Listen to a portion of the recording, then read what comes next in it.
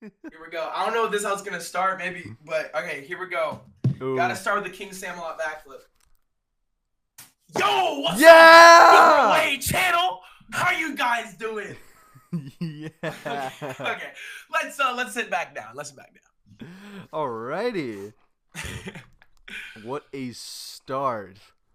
Yes, sir. I'm so excited to be here with Ben Carr. Not just Carr, not just Ben, but Carr Ben. Come on. Oh my god, the carbon, yes. Dude, everybody says that. I think it's Carbon. awesome. Wait, carbon. Wait, carbon. I Carbon. just thought about that. Like, like the periodic table? Yeah, my carbon footprint got exposed recently. That's crazy, bro. Holy. Well, man, I'm so glad to be here on The Secret Way. My brother is a massive fan of the podcast, and he said it is so exciting. My brother's asleep. He said, be as loud as you want. So you better stay asleep. You better stay asleep. You better stay asleep. Yo. He said I can be as loud as I want. So Tell him I said hi and that he's the GOAT. let's go, Marcus. Marcus, he says you're the GOAT. He probably heard that in a dream, so. Heck yeah. And with all of these, starting off, we're going to be asking the guests to introduce themselves to people that may not know them and however they want. Like, who are you and what do you do? Okay, so my name, as hopefully some of y'all know, is KingSammelot. In terms of who I am, I'm a YouTuber, streamer, and just like I like to be friends with people, right? If you watch my content, I'd say the way I describe it in what I like to do is just involve as many people as possible, whether it's my family or my friends. And if it's Geometry Dash or another game, I'm just like, I want to have the chat involved, my family involved. I just like to do stuff with people. So that's how I would describe my content. It's also, been Geometry Dash and like lots of different games and competitions and different things. So it's kind of evolving. But yeah, I would describe myself as someone who just wants to hang out with lots of people and do so many things. As much as I love Geometry Dash, there's so many things I want to do. I always find myself in random places like Streamer University and KaiSammelot stream. I don't know how that happens at all, but I'm here for the ride. So my whole goal is to do everything that's possible. So yeah. Yes, dude. Oh my god, that is awesome. Yeah. I've screw it. We'll swear off like the first couple minutes. I fuck with that. Come on. He freaks with that because I don't swear, but I'm cool with that. He freaks with that. That's what I'm talking about. Sometimes I don't. I don't know. I just woke up. No, you chill. Yeah, I don't care if people swear, but I like that. Come on. Hell yeah. And as per tradition, the first actual question we'll always ask. Are you mentally healthy? Am I mentally healthy? That's a good question, bro. Yeah, most YouTubers, I don't know. For me personally, I just did a community, no, not community post. I just did a Discord announcement actually like a couple weeks ago where I literally said I'm super stressed out. So in the past like week or so, I have not streamed just because like it is so hard for me. As much as like I just said, I want to do everything. Sometimes if I'm doing a lot at once, I then just kind of fall apart. So like, for example, I have a video I got to be working on right now for the 21-day stream I just did. And everyone's like, when is it coming out? When is it coming out? When is it coming out? Because it was like 2 months ago. But the reason I haven't been working on it is because if I had 2 months of free time, I'd be chilling. But it's been like, I have to go to California and then I have to go to like Las Vegas and then I have to go here and there. And then it's like, when I come back home, then I'm already drained from these things I just did because it's like things I'm doing with my dad or like my friends or stuff like that. And then for me, if I don't have just a perfect set of time, then I kind of like just like get like this. But I know it's possible. Like it's 100% possible for me to lock in. It's just very difficult. So for me, mentally, I'm a little stressed right now because I feel like a lot of people are wondering where videos are and certain things. And I feel like it's gonna I'm trying not to be too stressed because I know it'll all happen with time. Like this is a period of my time that I'll look back on as a learning experience for why was I so procrastinating. But I think I'm learning about it right now and I'm getting better every day right now. So that's the goal. That is a huge takeaway. And I relate to that. I'm also pretty stressed lately. right after we do this, I have to get ready for a trip, and then Okay. coming right back home on Saturday, and then Swish interview Sunday. I see. Okay. Bank car on the grind. Come on, the grind. The grind is where it's at, bro. That's what I'm Stab talking at about. you. You know, it's gonna be a lot the next That's fun. 7 days. Wait, where are you going? If you don't let me ask you. 2 hours north of where I live right now. Okay, it's not too far. So you're like a Yeah. little drive. Yeah, it's gonna be a whole family gathering for like my dad or something. Hey, okay, Yeah. some family time. That's fun. That's cool. Yeah. That's dope. Yeah, it was kind of scary at first for me. I've talked about it on stream, so like my smaller side of my fan base would know. So Hmm. if anybody's curious, I've talked about it in our interview with me and Vix talking to each other as well. I won't bring that here because great vibes. I'm enjoying this. Like this is so much fun. No, all good, bro. No, that's hype, bro. That's dope. That's dope. But yeah, that's gonna be happening. So I will be back fully back Sunday though, everybody. And this will be uploaded Friday. I'm gonna bring my laptop with. Sick, bro. Wait, Friday. Wait, Friday, as in like tomorrow? Yeah. Oh shoot. Okay. What's up, Friday? Okay. Unfortunately, we do put timestamps, and I'm gonna have to put this time like timestamps will have to wait. Unfortunately, but Oh wait. Oh. Time. You're saying timestamps for the video? Will have to yeah, wait. like each question and what we talk Oh about. dang. Okay, so this timestamp part right now is what is this timestamp part gonna be called? Are you mentally healthy? Okay. That's Yeah. that. Wait, hold up. We got wait, if you remember this, let's make a timestamp. Literally, I want you to make a 5-second timestamp from let's say this is like 8 minutes and 15 seconds to 8 minutes and 20 seconds. You actually you know what? I don't know what dang it, I thought I had something funny and then I lost it. Never mind. You know, just you can put some timestamp. I don't know. Whatever. Let's just keep going. I'm gonna name it. Sammelot has a cool calendar. Sammelot has a cool. You know what? Sure. Or just dot dot dot. Just put dot dot Three dot as dots. the times. Just Yeah. random. So people can know that's the no from 8 whatever this time is to like 5 seconds straight. Just call it like secret announcement. Most important part of the video, or just something stupid. People are like, I have to. What did he say? What did he say? And then they're just gonna hear me say this. I got a pet spider. Guys, you won't believe this. I'm in my room right now. Okay, I can't do this. All right, but yeah.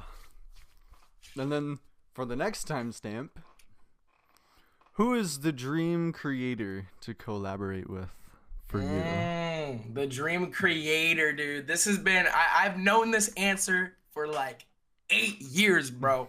I actually was gonna wear his shirt right before I came on, but then I decided to wear Milo instead because Milo, my dog has some aura, you know what I'm saying? Yeah. But the creator I would 100% collab with, guys, drum roll. You know, we got to get that retention. I'm not going to say just yet because I want you to make sure you guys watch at least 5 more seconds.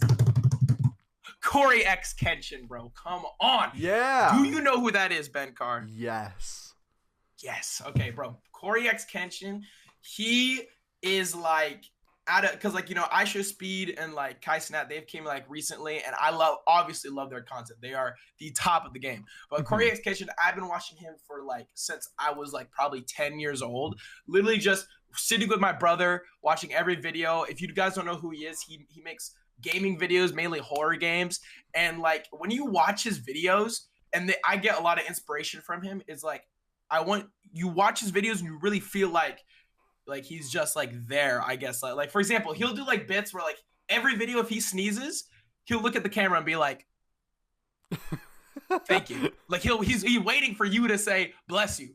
Like he does so many intricate things, and like he's built his community so well that like I just love the style of his content, and he's also he's a very good influence too, so that he's my number one collab. I don't know what I would do, play a game or something, but if that happens, I've made it. If I did something with Corey X Kenshin, I made it. Hell 100%. Yes. It's like that meme format. That's why he's the GOAT. The GOAT. Dude, no, that is why he's the GOAT, bro. When you're in the game for like 15 years, like, that's how you build. It's like Jacksepticeye Markiplier. It's like that's the kind of realm he's in. It's like that's how Yes. you create this longevity, bro. Like think about it. It's only been like four. Okay, the first. Actually, wait. It might be a future question, so I'll just keep. I was gonna start explaining my whole YouTube career, but I don't know if you want me to do that yet. Honestly, I could just make it a timestamp. Okay, what should I say? Should I say what I was gonna say? Yeah, unfiltered conversation. You just say whatever you want. Oh, it is unfiltered. Okay, hold on. Also, I really hope you viewers are watching. So if anybody's watching this exact point right now, I want you to comment Muga, okay? Because that's our community. Y'all better comment Muga in the comment section if you're seeing this part right now. Okay, don't spam it too much, but comment like once. But I'm gonna explain, right? Because I just said Corey Kenshin. He's been in the game for like 10 plus years. Same with Jacksepticeye, Markiplier, all these people. For me, I'd say I really stepped into it December of 2021. Let me make sure I got that right. KingSammelot piano. Where's that for? Oh, there it is. Piano Bloodbath. Oh, this video started everything. December 27th, 2021. I posted the video that changed everything. When a piano player plays Geometry Dash. Oh my gosh. The first video to blow up ever on my channel. I had been posting before that a couple other Geometry Dash videos, not really that many. I was posting a lot of Minecraft. I love Tommy in it. Oh my goodness, I love Tubbo. All those people were my favorite creators ever. And that's what I was posting, but nothing gonna blow up. I would post Minecraft Hardcore day one, and nobody would watch it. I wonder why. It's not like 1,000 other people were uploading Hardcore day one, but no one was watching it. And so I did that for years and years and years until eventually I was like, you know what? I'm gonna do a Geometry Dash video, but like a little different, where I'm gonna play the piano, and then like I was gonna just like, what do you call it? I was gonna do a skit where I play the piano and act like it controlled the game. So I played Bloodbath, right? I had to play a little bit of. Oh, oops! Wait, hold on.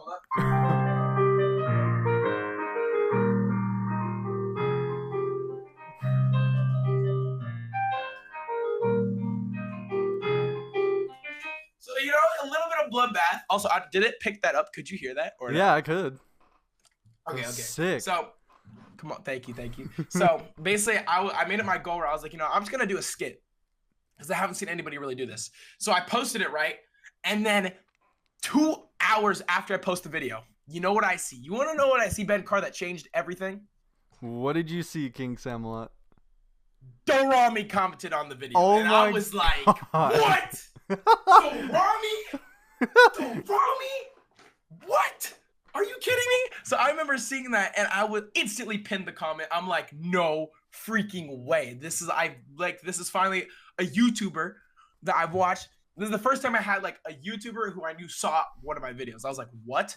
And so after that, the video started blowing up. It got like, I think 30,000 views in the first day. Keep in mind, I was only getting 100 views in a day before this, every time I posted a video. Yeah. So after I made this video, every video I started posting after just skyrocketed. And it just was going insane. Even videos, because after this, I wasn't only posting GD, I was trying to post like other stuff. I think I posted a random Five Nights at Freddy's video.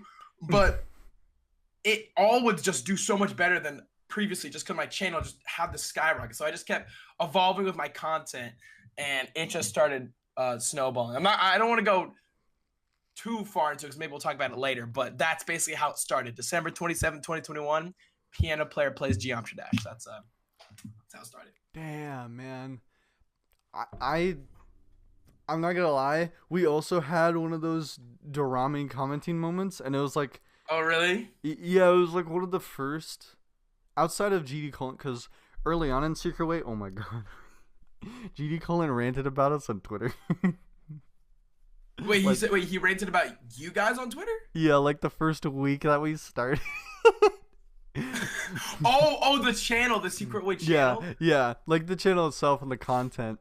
And yo, that's funny. It took time for a lot of people to like us because obviously the first impressions are gonna be you just do shorts, but people kind of now are like, wait, people didn't do this format with Secret Way before, at least not an optimized version. Like there are people, shout out to Nimpop, he did it a little bit where it's like you speak, I have the subtitles and the information, but no one really optimized it.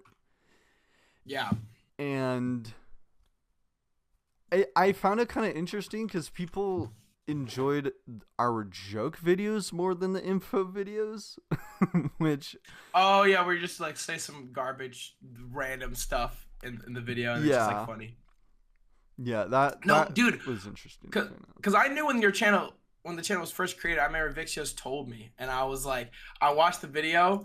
I think I need to go back to the first short because I remember as soon as the channel got created, Vixios sent it to me.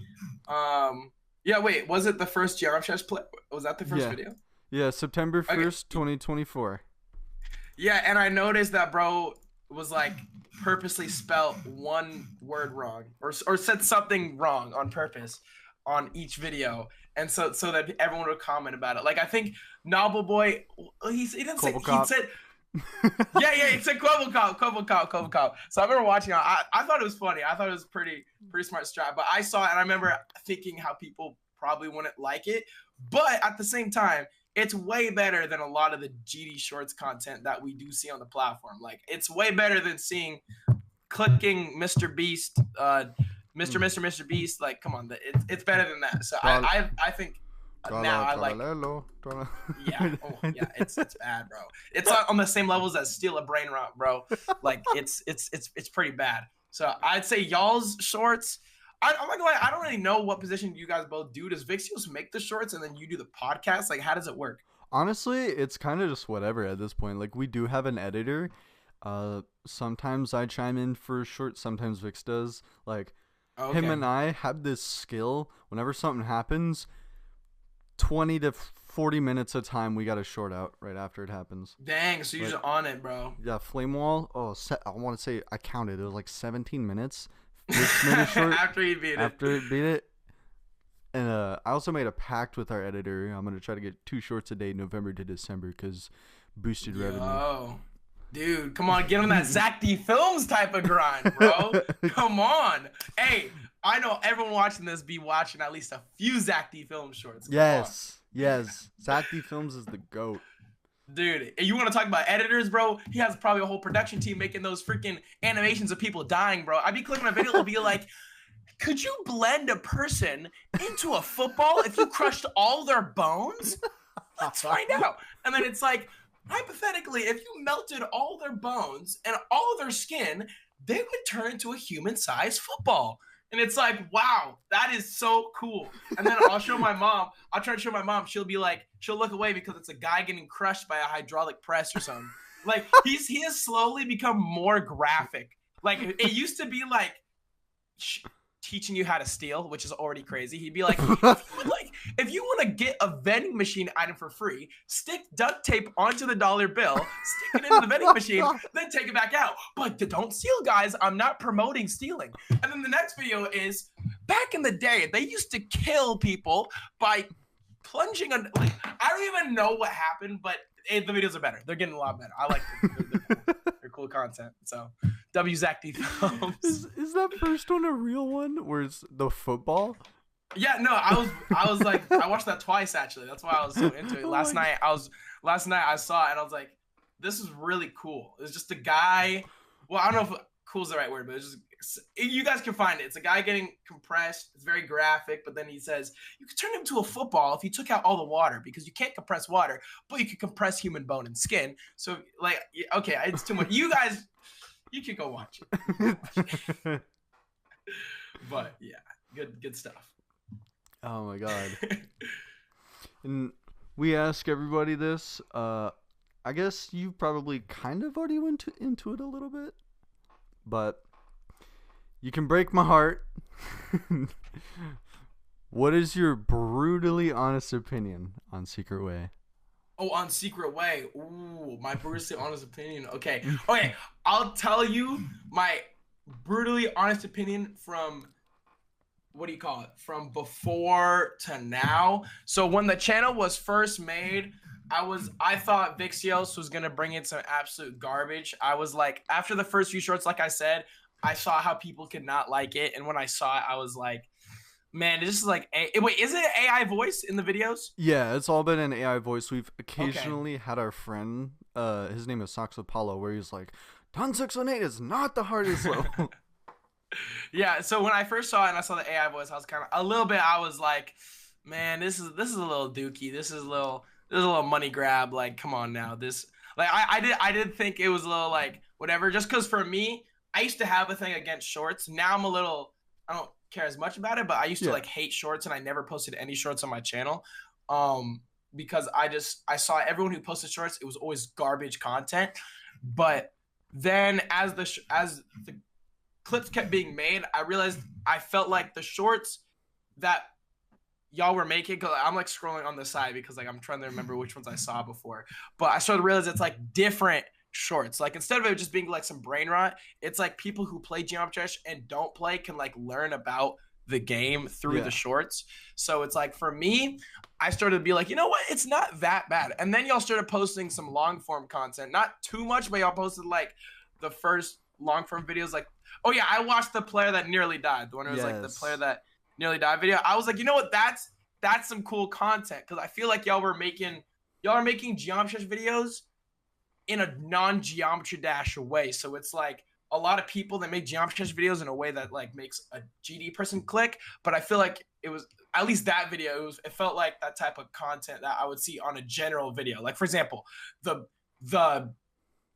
the race that made this person nearly die. It felt like a video that didn't have to just be a Geometry Dash player. Like if it's like if a video came up that was like the Minecraft player that almost died. It just felt very yeah, broad where anyone could watch it. So I felt like that's the perspective I like of the shorts and some of the long form content, is that it feels like a lot of people can click on it and be like kind of interested in like what is like what's going on. So yeah. yep. Vix is really good at that, and he's really good at teaching me how to be like that as well. Where it's like, I know a lot of the people who are kind of like quote unquote secret way clones, they usually don't go into detail. They just kind of say, for example, if they're mentioning travel levels, or like lonely travel by funny game, like we will say something like an old level from 2.0 Yeah. called lonely travel was created by a old creator named funny game, and Mm. we try to package it to where it can be shown to more people outside of the GD community that could possibly be interested in that kind of stuff. Yeah.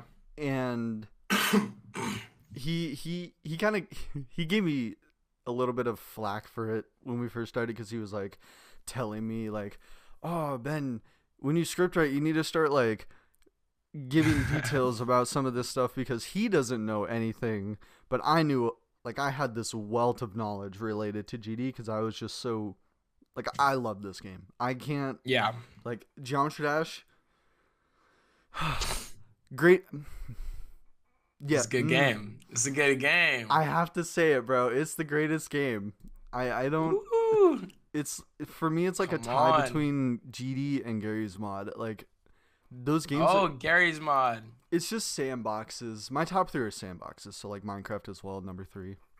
Yeah. Hey, come on, Roblox though. Roblox.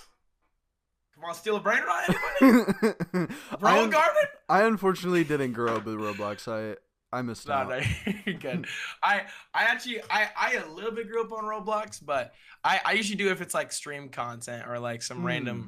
some random game. But Geometry Dash is goated. Come on, bro. Come on, Yeah, Geometry Dash. Geometry Dash. I would like to see somebody fight me on Geometry Dash being the greatest game, because we can do so much with the editor, and it's Oh yeah, so awesome. it's insane. It's crazy. I think that's a great pan into the next question. What is the coolest thing you've seen out of the GD community? Oh, the cool. Oh, now I gotta think about this. Okay, so um, let's see. The coolest thing. I won't lie. The coolest thing that really made me like realize how. Okay, I think it's gotta be after we did the Geometry Dash rap because Mhm. there's already been insane levels, right? I've seen my brain can't think of it right now. I know obviously. Okay, what was the level that was made where they made it so you could play this way and Yeah, yeah, like you're yeah. going Uh, that way? There was like how? an anime girl at some point. Oh, oh, wait, is that the one that was in the Space Gauntlet? Yeah, yeah, and you play it this way. You're Yeah, I going know what you're this talking way. about. I know what you're talking about. What's the Geometry Dash level where you play it this way? Yeah, it's in the Space Gauntlet. It's either, I want to say it's the first level because it won the competition. Amplitude, boom! Yeah. Google won't let me down. Come on. Yeah, that level's crazy. It's the level where and it's the three and also just people are getting way too good at parallax and all that. So now it's like when you play level, it literally is shifting. I don't get how they so good at it, but that level blew my mind. There's a lot of levels that blew my mind. Like what? Like Spunix is the GOAT. Mm. Um, you know, Dorbe Basics blew my mind. No, okay. At the time, But they were ahead of it. at the time, but I think the rap level, the gangster rap. So just in case someone doesn't know, Boom Kitty reaches out. He's like, "Yo, Eric Van Wilderman, KingSammelot, GD Colon. I want y'all. I want us to band together and make a song." And I'm like, "Okay." So we make some bars. And I'm like, this is super cool, right? Like my brain doesn't realize how cool it is yet. But we start shooting the music video. We do some embarrassing stuff where he's like, "Hey Sammy, for your part where you say I hit a backflip and I stole your girl, I want you to go up to those two girls and ask them if you can put your arms around them for the music video." I'm like, you know what? Sure. So I had to do some awkward stuff to get that music video done, but it went really well. So we got all the shots we needed, got me out of my comfort zone, all that different things. But after we shot the music video, I already thought it was so cool how the community banded together to kind of like make that, like Boom Kitty and like I gotta make some of the EVW and like Colin, right? I'm like, this is super cool. But then the level, that's what blew my mind. These guys, his name starts with a G. I got it. He made my part. What's his name? Come on. No. Gangsta GD rap. Come on, who made my part? His name starts with a G. I know your name. Their name is. No. Oh, yes. Gallo Fuff. I'm probably saying it so wrong, but Gallo Fuff, bro made my part. I'm pretty sure, and that level blew my mind because I was like, maybe it's not as visually as crazy as Spunix's what and different things, but the amount of little details it had to my community, EVW's community, Cold's community in our parts was so cool. It blew my mind. Like when I was playing the level and then you're playing my part, you see me do a backflip in the level and then it zooms out into Twitch chat. That was the Dude. coolest thing ever. I don't know if you remember that, but you're playing the level and it zooms out and then you're playing in the Twitch chat, and I was like, "What?" Oh, and, I do remember that. Yeah, and I was like, "Bro, like the amount, like I didn't even tell them about any inside things to put them, but they just put like my whole YouTube journey throughout the level in little bits." I was like, "This is so freaking cool." So I feel like that level blew me away with Geometry Dash because it made me realize that like you can have a game, you can have the coolest game ever, but it's the community that really puts it together. Because how can you have these creators who are already passionate and making something cool, but then put all these inside things about you in the level? I'm like, this is real, bro. This is insane. So that level blew me away. Oh, hell yeah. That was sick. And Funhouse by Ray for that level. Oh, fun. I need to check that out. Yeah, that's a pretty cool. But GD Gangster Rap, that level has a place in my heart because I was in the song and I thought it was very cool. So yeah, dude, yeah. Oh my god, this April 1st in the GD community was amazing. Wait, I'm trying to remember what happened. What happened? I literally can't remember. Well, the GD Gangster Rap was when that came out. Oh wait, GD Gangster Rap was April 1st. Yeah, that was April. God. Well, that was April 1st. It was our first ability to have an April Fool's thing as well. And we had April Fool's short. We live streamed Vix getting a heart rate of 297 and then like fake dying like of a heart attack. And we made that a short. How did I miss this? And I got 5 million views. What in the world? New heart rate record 297. How did I miss this? My goodness. And then there was also other stuff. There was like some diss track thing that was so terrible, but it was so good. I forgot who made it. I would have to. Dang, it must have been a little. If you can't remember who made it, it must have been a little.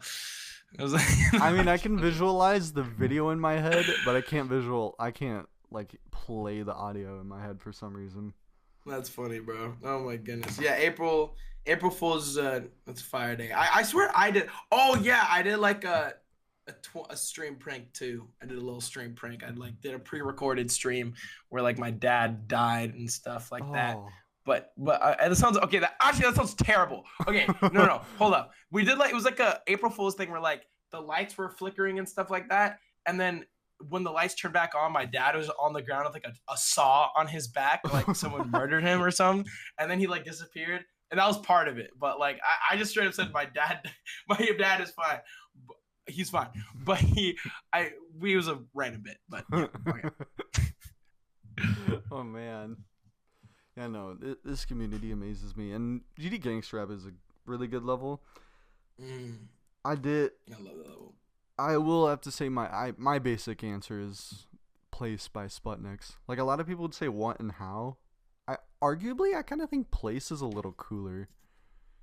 The website. Yeah, it's r/place into GD like that.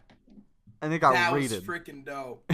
It getting rated was the cherry on top. Oh, it got rated? I didn't know that. Yeah, it's like number that level is top freaking 900. Dope.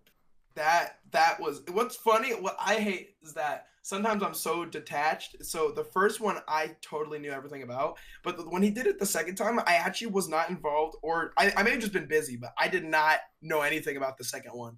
I just know though. I know what he did though. I just know it's crazy. So.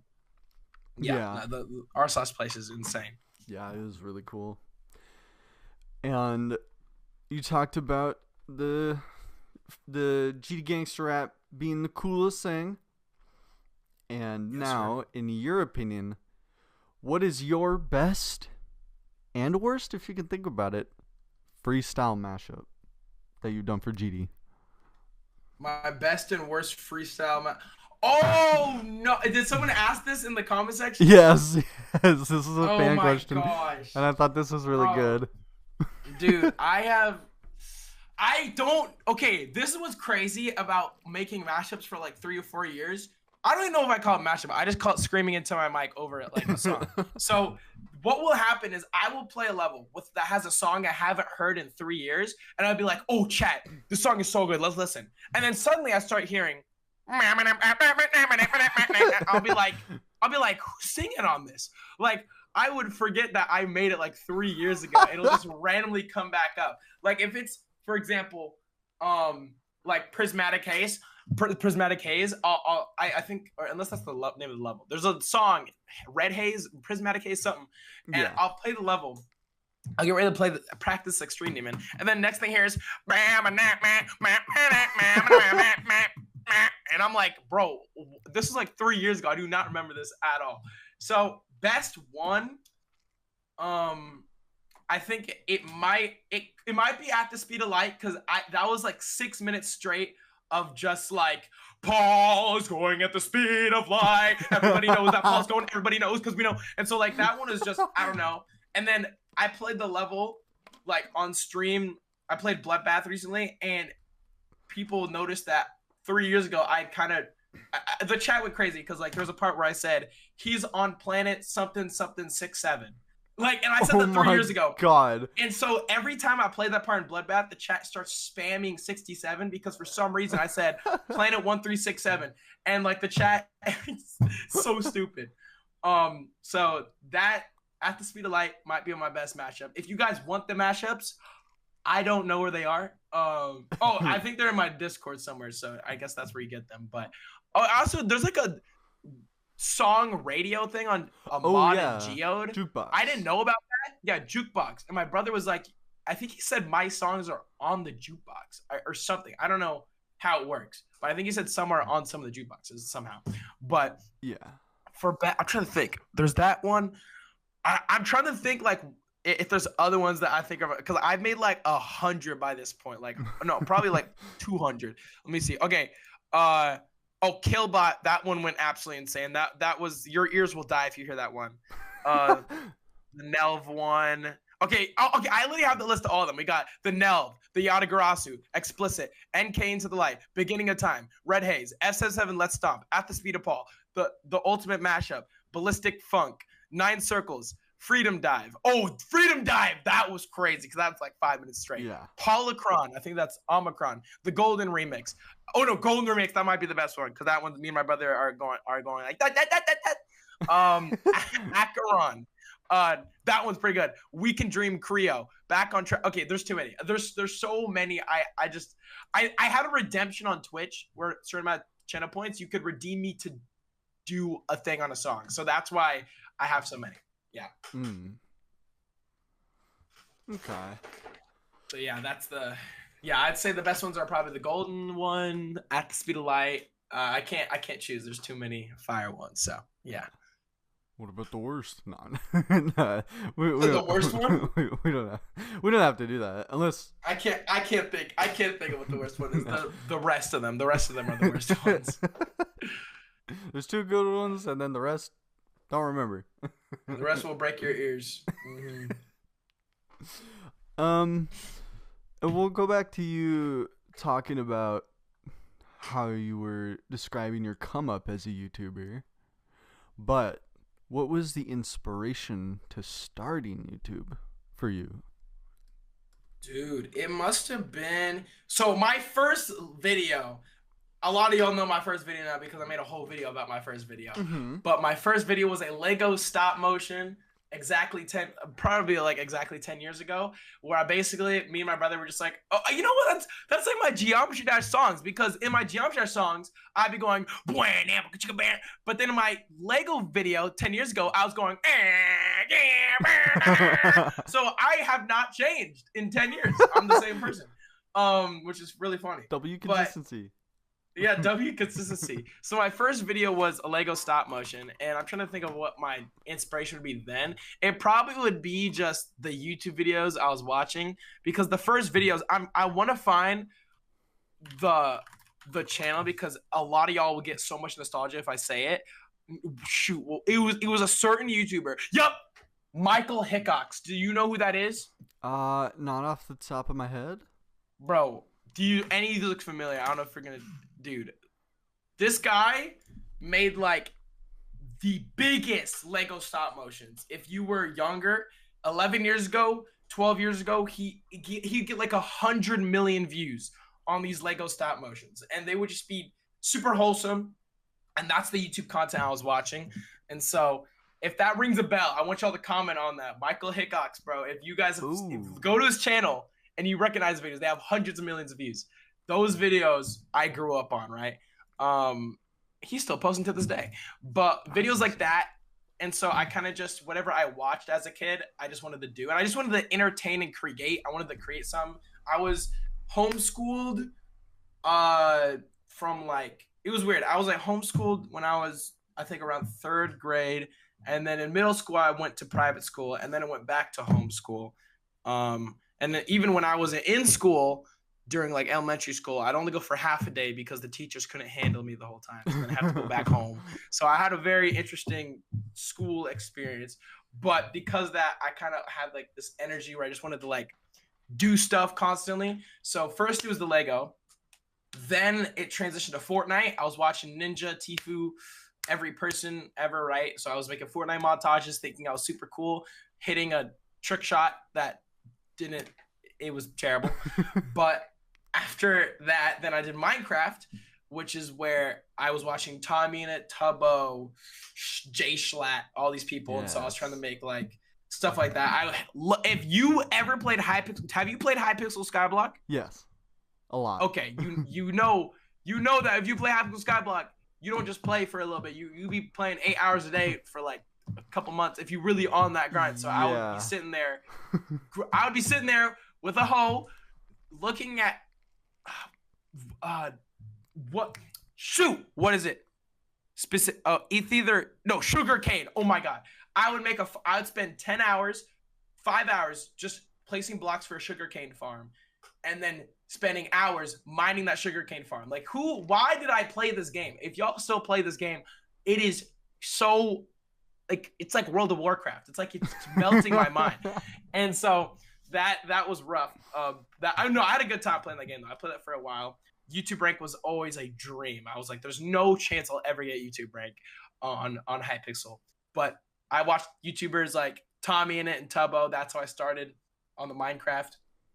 And during that time, I only had like 200 subscribers. Like, I could not gain any subs. I would post a Minecraft video, and then I'll post one that I think would go fire. You know, I'd make sure to add the anime speed lines on the thumbnail so it had to get views. Bro, I cannot believe I would spam anime speed lines on every thumbnail because I thought that would means it would blow up.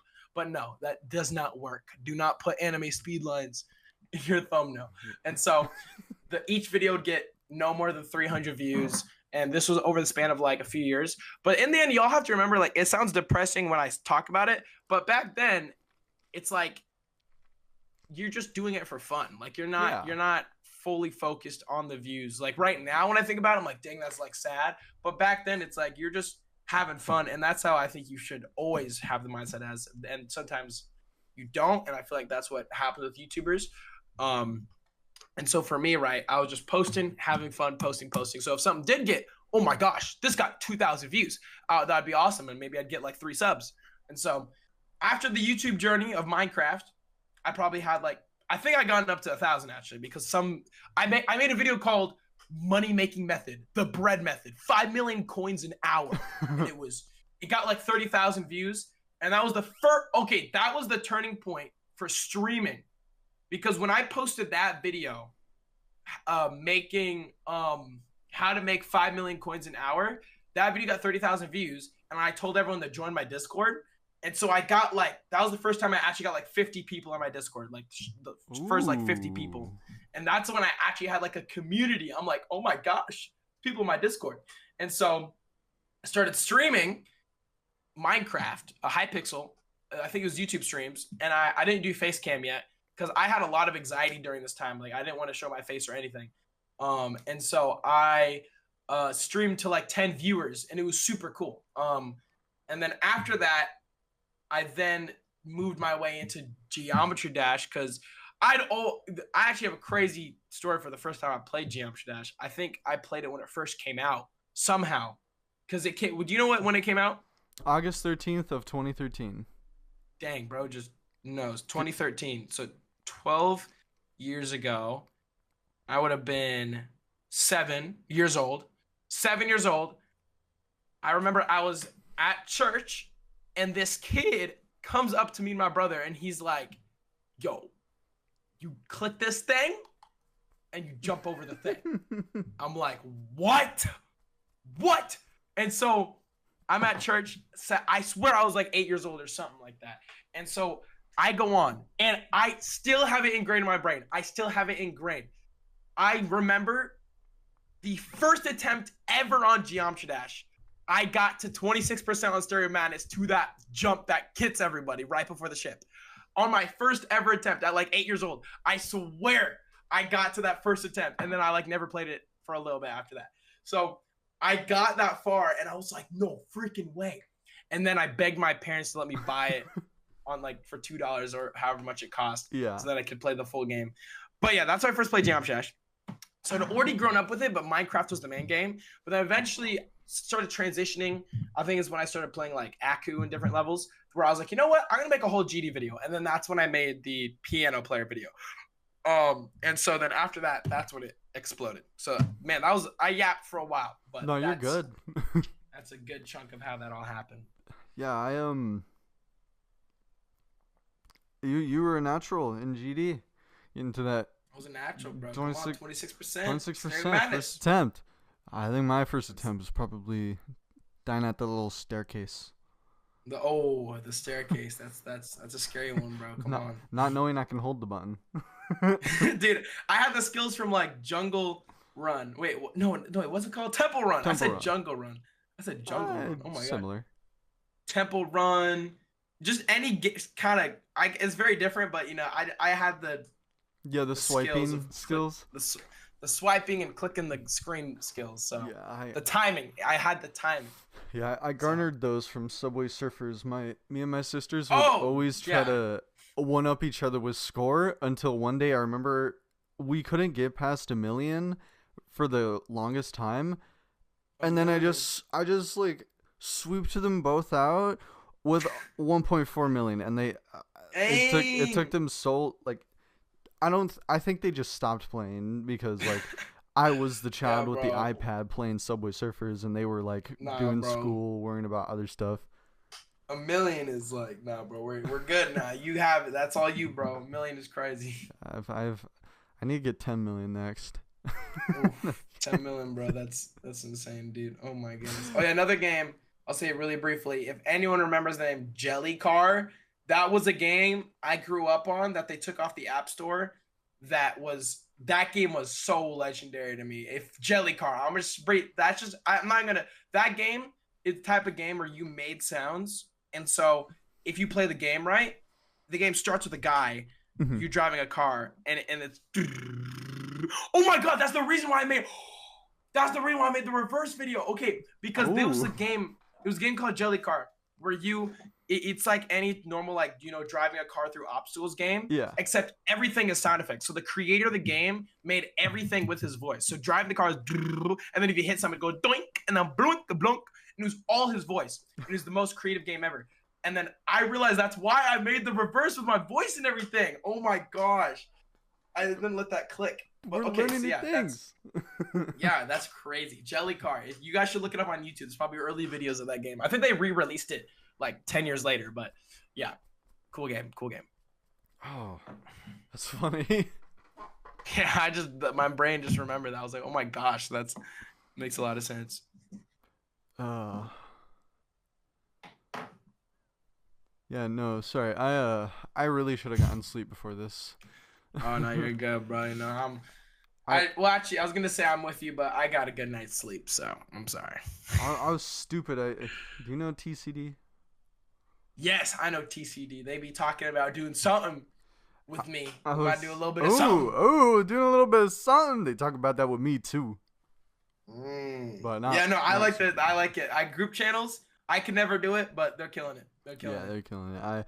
I've only talked to two people about two of the members, the smallest members in the group, about getting into a video, and they were like, "Yeah." The rest, actually, Doggy did kind of say, "Yeah, we'd be down," but You talking about for the podcast? yeah, or me getting into a TCD video. Oh yeah, do a TCD. I thought it would be funny to kind of take the Secret Wave format and get them all together to like talk about secrets with each other and kind of like make them say stuff about each other. That's funny. Just cause drama and cause the group to split up. An That's a good unfiltered debate with TCD. unfiltered debate. That's fire. Let's get some controversy. There's not enough controversy. We need more controversy. We need more controversy. Come on, TCD. I know, Connix. I know you can spark controversy. Denny, Come I know on. you can. Uh, Isn't that the guy? Wasn't that the VSC guy? oh yeah, Connix. He can't beat like top 800 extreme demons fast, but he beat VSC. That's funny. Yeah, I remember that. That was a while ago. He didn't actually beat it, right? Oh, he did beat VSC. Oh, he did. Oh, Yeah. wait, he faked it the first time, right?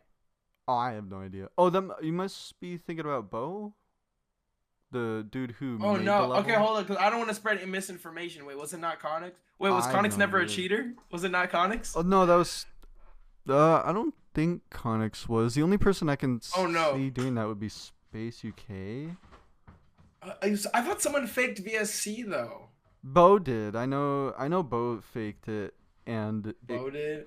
yeah, the creator, and Okay, Connix. I'm so sorry for what I just said. If you did not. he could have initially. I don't know. I can't remember. Shoot, I really hope. Okay, guys, Connix is a W. I don't know. I can't.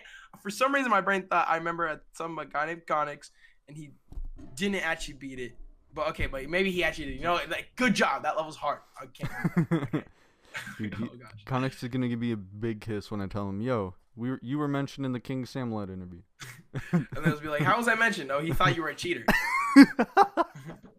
Dude, he uploaded a short. Oh, him and I have beef. It's just so. Oh my gosh, we have beef with everybody now. Yeah, I do have beef with everybody. Everyone either hates me or loves me. Hey man, when you're carbon, bro, some people love you, some people hate you, bro. Yeah, they either see me as carbon dioxide or carbon monoxide. That's fire. No, that's true. That's crazy. That's crazy. Yeah. I have a way with metaphors. That's tough. No, that's fire. I just know my fan base is gonna give me like crap for saying stuff like that. Carbon monoxide, carbon dioxide.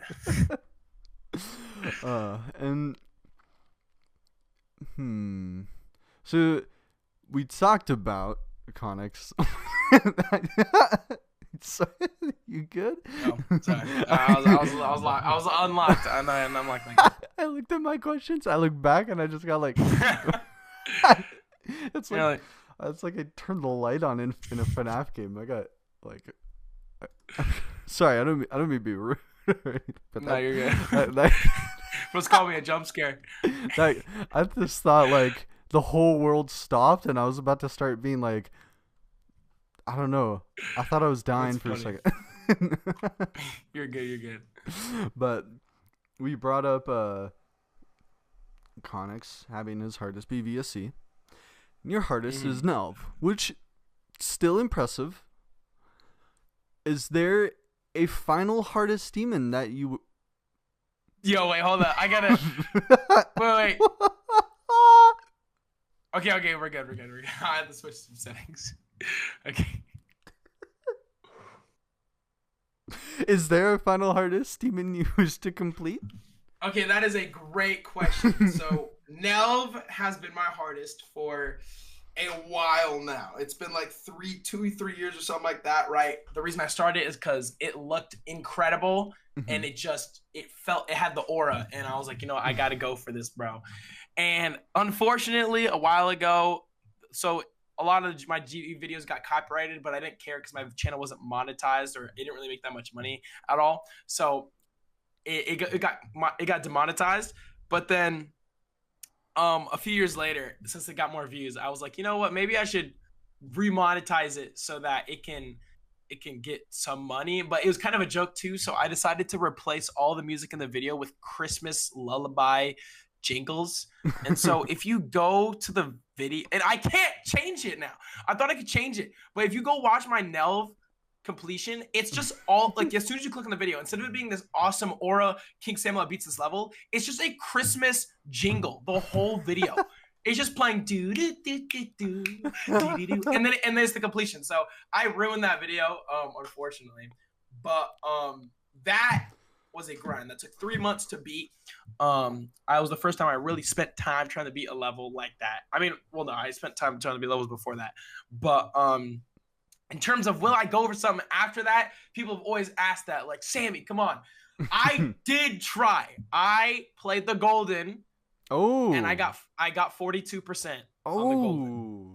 And then after that, I quit, bro. I spent 90,000 attempts on the golden, bro. It was so bad. I wasted so much time until I got 42%. And I realized for me at that time that I just didn't want to be like a top player, bro, because like the amount of stress on trying to play something like that, but also the type of level, like I didn't realize that difficulty changes for each person. So the golden might be easier than Tartarus for someone, and Tartarus might be easier than the golden for someone. Because for me, the clicking of the golden, bro, it was too fast. Like my finger like would have spasms. Like I would be like, yo, chat, look at my finger. And then like this would be my finger. Like unironically, my finger would like be doing this. Like, and I wouldn't even be trying to move it. And so I would have these my fingers were like cooked. And so I was like, what's happening? And I realized it was just because I cannot do that for a while. So I think the reason Nelv worked is because it did have some fast parts, but majority of it was just being good with like the timing and stuff like that. So I realized that if I was going to go for a new hardest, it had to be a level that wasn't like super fast clicky, even though I like fast clicky levels. Yeah. And so I think I looked for a while. I also played charters for a while. I think I got 31% like 10 times, and I could never get past 31%. I was just trying to grind super hard levels. And honestly, after a while, I just realized I don't want to go for something hard. My brain then became just content, right? I was just like, you know what?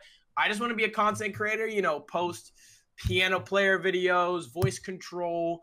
Now I'm posting a lot of other stuff that's not GD. Like for me, going for a new hardest, it just is not the path I want to go down because it's super dope. But like for me, right, I want to do stuff that's not even geometry dash, and I feel like if I'm spending all this time beating like a new hardest, like it doesn't align with what I want to do. So I don't think I'm gonna go for one. However, if the sequel to Nelv comes out, Ooh, then there's a chance. Because I remember when that was announced, I was like, oh my gosh, and the layout looks incredible.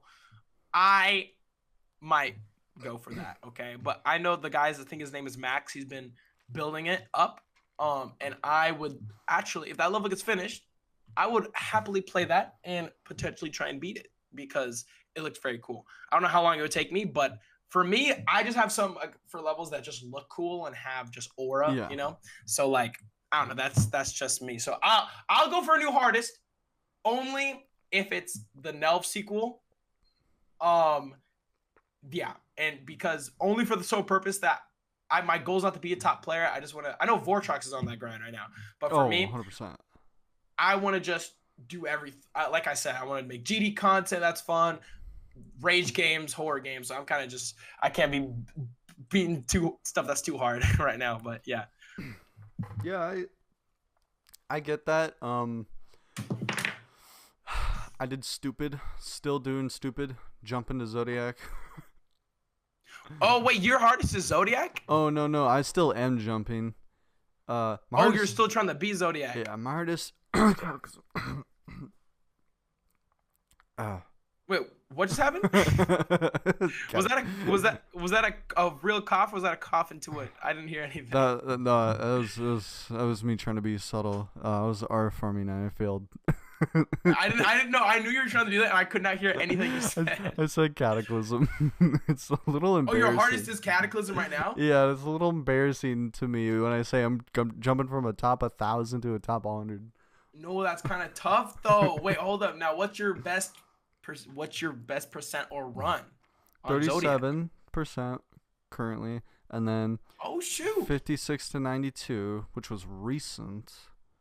56. Dang. Okay, wait, hold up. The jump might be real. 67 to 100 a couple times, but not on stream. I died at 98 like an idiot one time. And I thought it was like around 63,000 attempts. I had a random copy with 7,000 attempts. Just sitting. I didn't even know. How many attempts total? It's like 72,000. Dang, bro. Hey, I mean, those runs kind of justify it, though. I feel like it might be possible, bro. That's insane. I'm not going to lie. Zodiac was, for a few weeks, I think it was more like just 1 week. I was like actually contemplating doing that. And this was like a month ago. I was like, I want to practice it just for a bit. Like, not to like really beat it, but just see how far I can do. And the best I did like 66 to like 95, or I think 98, something like that. So I did like a good like 30% of the level. But I just can't. It's just knowing I'm going to be on this level for so many months. If I committed to it, I'm like, I can't do it. So I just gave up. I kind of told myself, I told a bunch of people, some people were telling me, oh, you got about a month or two. I'm like, after spring, somewhere around there. That's realism for me because oh man, I've been on this level for 6.5 years. Oh shoot! Yeah, when I first started, that'd be kind of legendary. When I first started, my hardest was sidestep. It would have been the biggest jump at the time. Bro. And that's what I really wanted. Sidestep is crazy, bro. Yeah, oh my gosh, I was. That's insane. The sidestep is a good level. Zodiac. Oh yeah, one of my friends, Wumba, he's a big Minecraft YouTuber. I didn't realize he played Geometry Dash at all, but then he was like, yeah, bro, I sidestep. I'm trying to beat that right now. I'm like, what, you play Geometry Dash? And so he beat it recently, and he was pretty happy. So that's pretty dope. And it made sense to me when I did sidestep to Zodiac because I don't think people realize how kind of similar those two levels are based on their gameplay. Like, the choke points are a dual ball in each level. Oh yeah, that Obviously, dual bot like in the middle of Zodiac. Yeah, that yeah, part's a little goofy. starts off slow cube. I know a lot of levels do that, but I can't really visualize sidestep in my head anymore. But I can only visualize that dual ball. That one really sticks in my head. Yeah, no, But I feel you. That dual ball is different, bro. it is. But yeah, no. Okay, If I'm you sorry. if you go for that sequel Nelv, I low key might as well after because I love Nelv. It's on my little bucket list I have for levels after I beat Zodiac. Is a really cool Mm. level. Yeah, no, Nelv is just different, bro. It's built different. I'm telling you, bro. It And is. if that sequel comes out, I'm playing that, bro. So come on. Uh, we'll keep talking about GD for a little bit. How do you feel about the GD community? Mm. How do I feel about the GD community? Ooh, man. Oh yeah, hold on. How do I feel? Dude, let's see. Um, I mean, first of all, super community. You know, you have these people. Man, okay. Actually, this is an opinion I've had for a while, right? So for me, right, I came to GD space. I say kind of later than a lot of people because I blew up like in 2021, and so then that's when my GD stuff started going pretty crazy. But you know, you have people like Eric Van Wilderman, like Aeon Air, and everyone who's like they've been posting Geometry for like, how long has Eric Van Wilderman posting Geometry content? I Like think 2014. 2014, so like 10 years. Yeah. And to me, I'm just like, it's insane to me. It's same with Vortrox, because when I talk to him, he loves this game so much. And I love the game too. But for me, after I blew up, right, I was the whole time still like, yo, I want to post this horror game video. I want to post this rage game video. I want to host this competition, this thing. So for me personally, I love Geomshash, but I'm also like, yo, there's so much other content I want to do, you know, because I feel like a lot of YouTubers, they sometimes get put in a bubble where like if you grind a certain type of content and then eventually you want to switch out, you can't because they are there to watch you play that game. And so my fear for the longest time was that people would only watch me for Geometry Dash. Like I didn't want to be a YouTuber who does Geometry Dash for all this time. Then I try other content and no one's there for it. That kind of scared me. So from a very earlier point, I just like was posting other content. So now I can kind of post like so many different types of videos. But for people like EVW and like Vortrox and everybody, it's not the fact that I don't think they can't branch out. They just only want to do this game, which to me is insane. Like for me, there's like I said, I like all these different types of content, but they just are figuring out 10 years of content to do with this game. And like Aeon Air, EVW, right? Vortrox, Yeah. GD Cohen, like they're all just like been on it. And to me, I just see the GD community as like dedicated, right? Like I'd say in terms of my place in the GD community, I definitely think I have a part, but I don't think I'm as fully developed and committed as them because, right, I've branched out to so much other stuff and they've just been committed to it. So I just see it as very dedicated to the community type of game, like where it's like that's what they want to do. But yeah. Yeah, honestly, it's crazy how much like how long these people stick to this game. Like I am most impressed by the day ones. Like I know Bunny Graham is a day one player and he beat Limbo or like verified it when it was like top 10, and I know Diamond Splash, he's been a top player since Oh, you're talking about B 2016. Graham? Or B Bro's Graham, name? yeah. Oh wait, is Bunny Graham how you actually say it? Bunny Graham was like a previous alias, I'm pretty sure. Oh, dude, I remember B Graham. I love B Graham so much, bro. I remember watching bro do Limbo. That was so much fun. Yeah. That was generational. Mm-hmm. Oh, what a good level.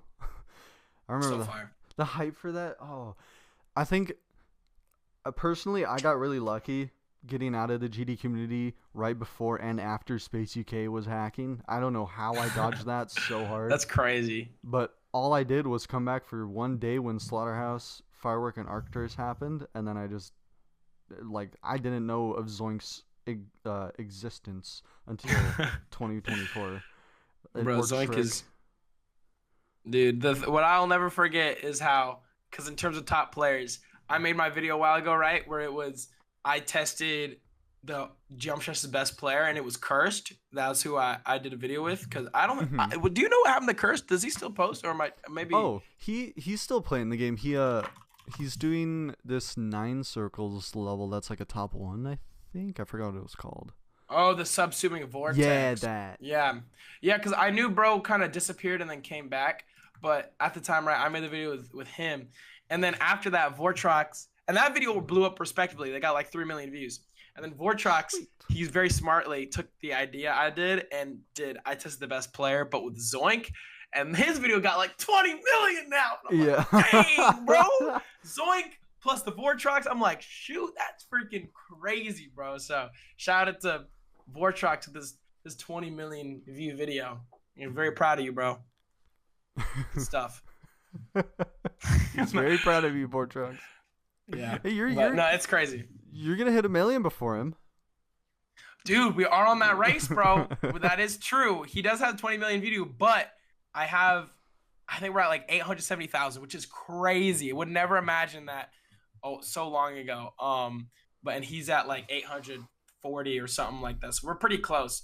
But what's crazy to me is like me, Vortrox, and any other YouTuber, but this is how I feel about myself right now, is I feel like I've never been at 100% yet, like where I could say, oh, I'm putting my all. Like I feel like there's so much levels of, since I'm still growing up, I'm 19, like I feel like as I've done YouTube, so much procrastination, all these different things. I feel like if I actually get to the 100% like KingSammelot, bro, yeah, y'all are gonna see some crazy stuff. Like I'm talking like the most insane growth, insane everything. Like I feel like I'm not even at that 100% yet, and I feel like all I got to do is just fully just get in it, So I'm just feeling, I'm just excited for the journey of when I actually get to that point. I feel like it's gonna be pretty nuts.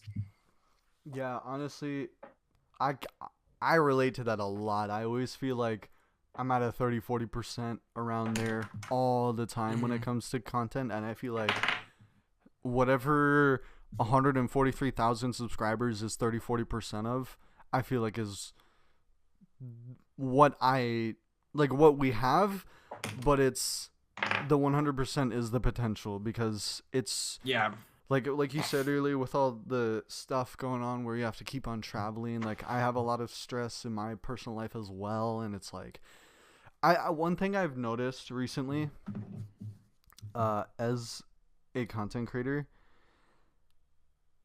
you have such a small portion of your fans, and let alone the community that you're in, that actually realize and see that you are a human.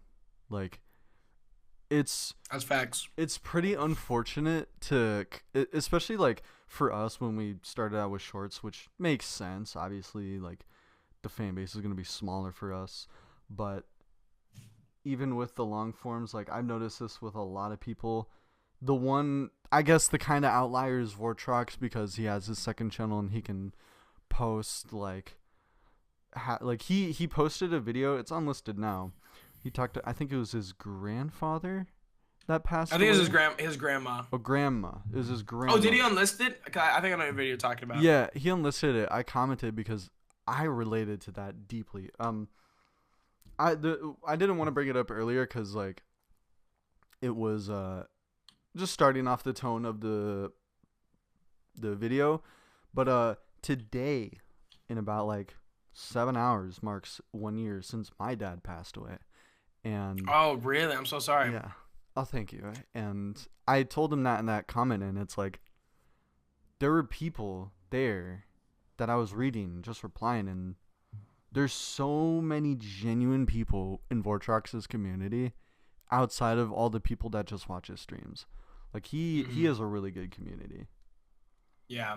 And like The crazy thing about that is like with you and like Vortrox is what I admire so much is y'all's ability to like push through and just like keep going, right? Because like obviously you gotta mourn and like I personally haven't gone through a loss that's like very, very close to me. I've had a couple relatives pass, but I mean, it feels weird to say, but it's like I saw them so rarely that when they did pass, I was sad. I was very sad, but Yeah. not at the level of someone I see all the time. And so what I admire so much is because like not I know what y'all have gone through so much is like how y'all just keep pushing, and I feel like that shows a lot about y'all's strength, you know. So that's what I admire when I hear things like that. I appreciate that, and I say that for like Vortrox and everyone else as well. Like I saw a community post of one of the quote unquote Secret Way clones that talked about how their dad passed away due to Oh, leukemia. And I just did this whole message because it was one of the ones I always used to like jokingly hate. And I was like, mm, I don't actually hate you, dude. I relate to this. The one thing that your dad would want is for you to keep going. That yeah, if I will say this, mm, Samla, if you experience a loss that's close, that person is that person would rather you continue to succeed than to constantly grief about them. And I feel that mm, way. I know my dad would want me to do YouTube because he was my number one supporter the whole way through oh, until I was yeah, 8 until 19. He was just like, do it. I mean, you love it, just keep on trying to do it. And I that's still awesome. do it for him. And uh I know I said it. I think I said it to Vortex. I'm like, your grandmother, she would want you to keep going. She would love to see you continue to thrive and never stop. Even and breaks are necessary, but if you need to use uh that kind of trope, I guess, to get some motivation, that like if you're dealing with grief, then the best thing is to just tell yourself they would not want me to be in a little bit of a sad mopey mood all the time. They would want me to like like you going out on that dance, like your family would be looking down at you and being like, that's my boy. Like that's Like, how come on, that's about that's yeah. how I feel about my dad. Like Mm, I just feel like when I hit 100K and the plaque arrived, I just kind of like my family has been talking about how they've been getting signs lately, like after my dad passed, and that was the one time I felt like I got a sign from him when I got 100K and I got the plaque, because that's so awesome. I felt like he knew when to kind of show up and when to not, because I had a pretty wobbly relationship with my dad. It was kind of crazy. Mm, Obviously, no relationship is perfect, and the last year I've been kind of telling myself like I can't just hate him 100% of the time for the bad things. I gotta realize like I'm not the only one that deals with a negative relationship or negative moments in a relationship. That's just yeah. normal. That's gonna happen, Mm, and yeah. I commemorate a lot to him. Like my grind on Zodiac, my dad was there day one when I started. Oh, that's I sick. still go for that. I will never ever stop. People tell me like, would you drop Zodiac, or like someone asked me, would you rather drop Zodiac or break your femur? And I'm like, I'd rather break my femur and then go back. That's insane. Then I'm go back. Oh go my back to gosh. playing Zodiac. I'm not quitting this level until I beat it. That's fire, bro. No, dude, that no, I appreciate you sharing that, bro. Like that's so crazy to me. Like I just love hearing that, like, you know, just not using it as a like you said, like a trope where it's like you know what they would have wanted and like you're gonna keep pushing for that. And for me personally, right, I haven't had a crazy loss, but with my family, I don't know how it is for you, but like we're Christian, and so we believe in Yeah. God and Jesus Christ, and so we use that as also our kind of way to get through life and a reason to be a light to people, and just like get through every day trying to be our best selves in that sense. So that's kind of like how our family um gets through things as well. But yeah, bro. Well, heck yeah. One thing I've learned So, in dude. Oh, sorry. So you can keep going. oh, I was just say one thing I learned in the last year, like Christians in the GD community are really nice. Mhm. That's good. Let's go.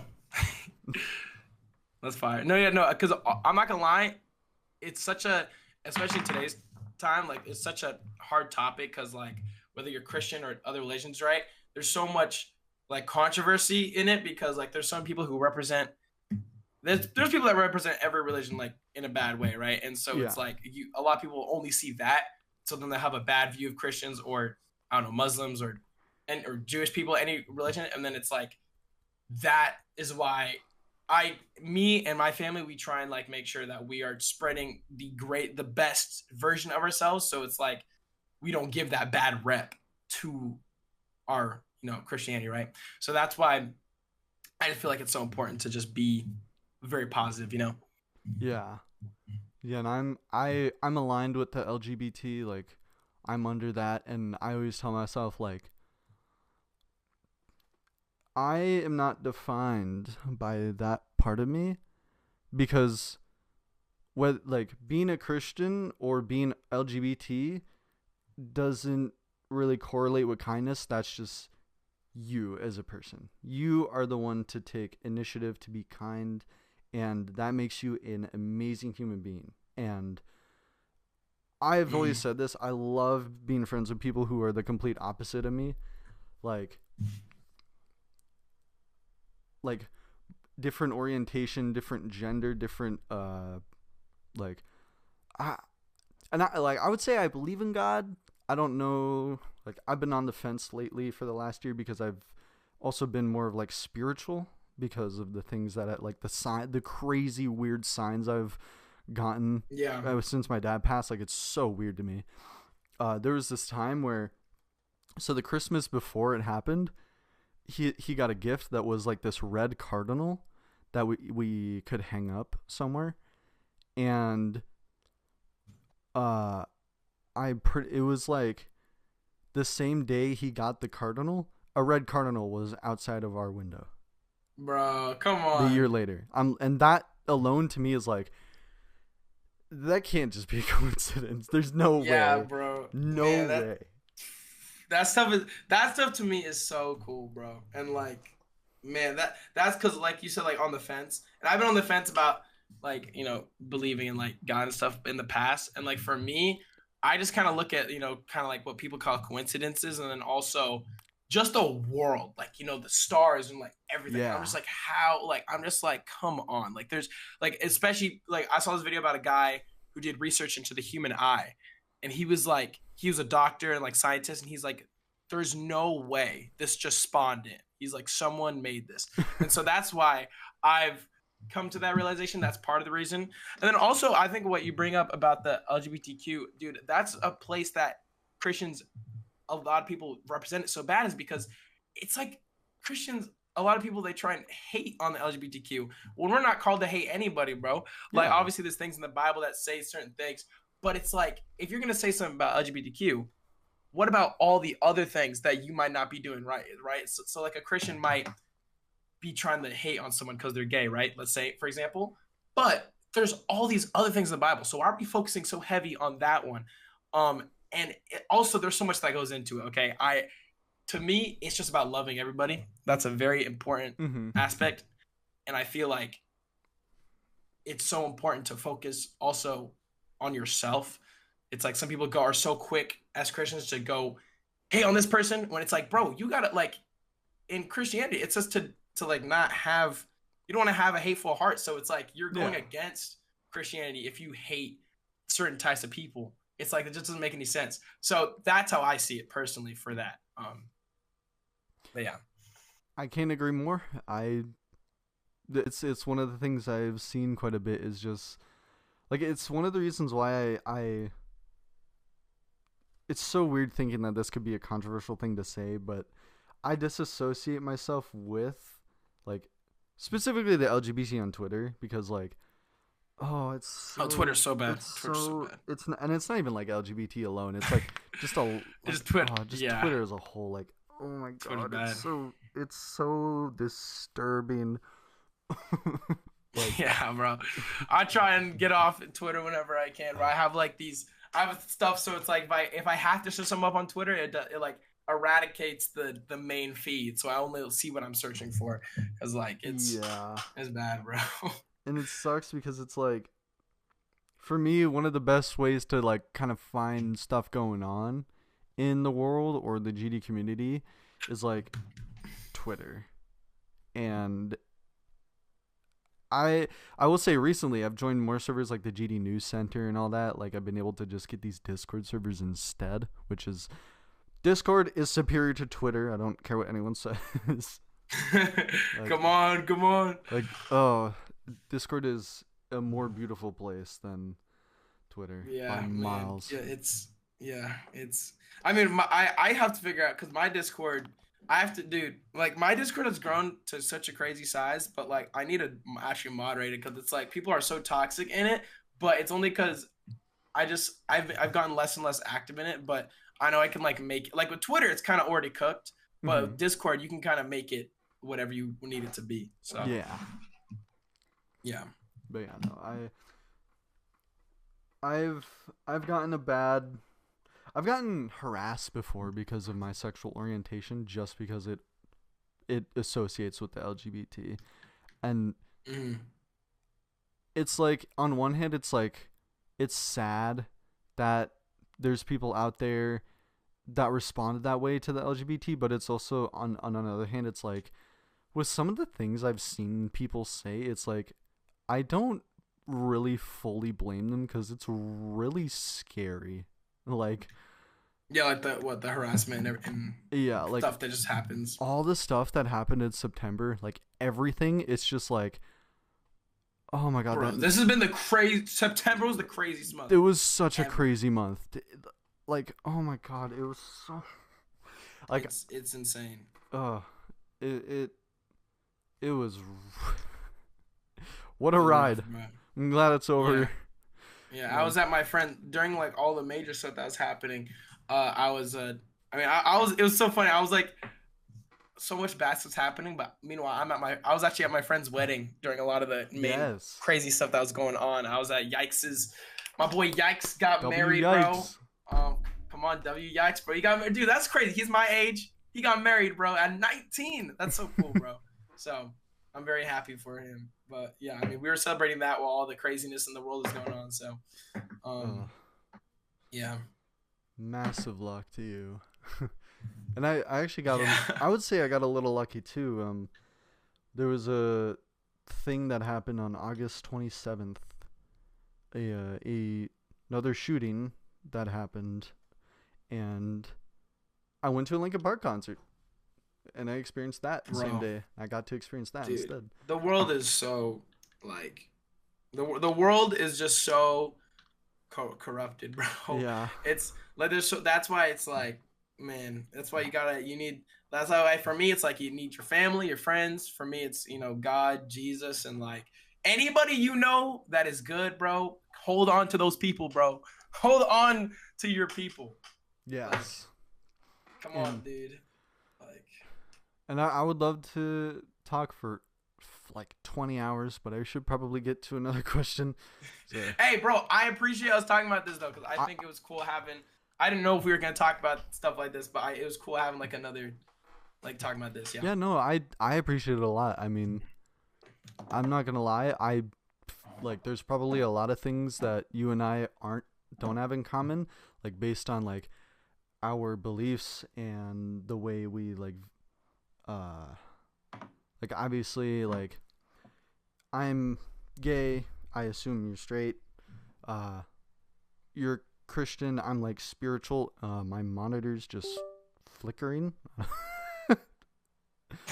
Are you good? New audio. What is happening?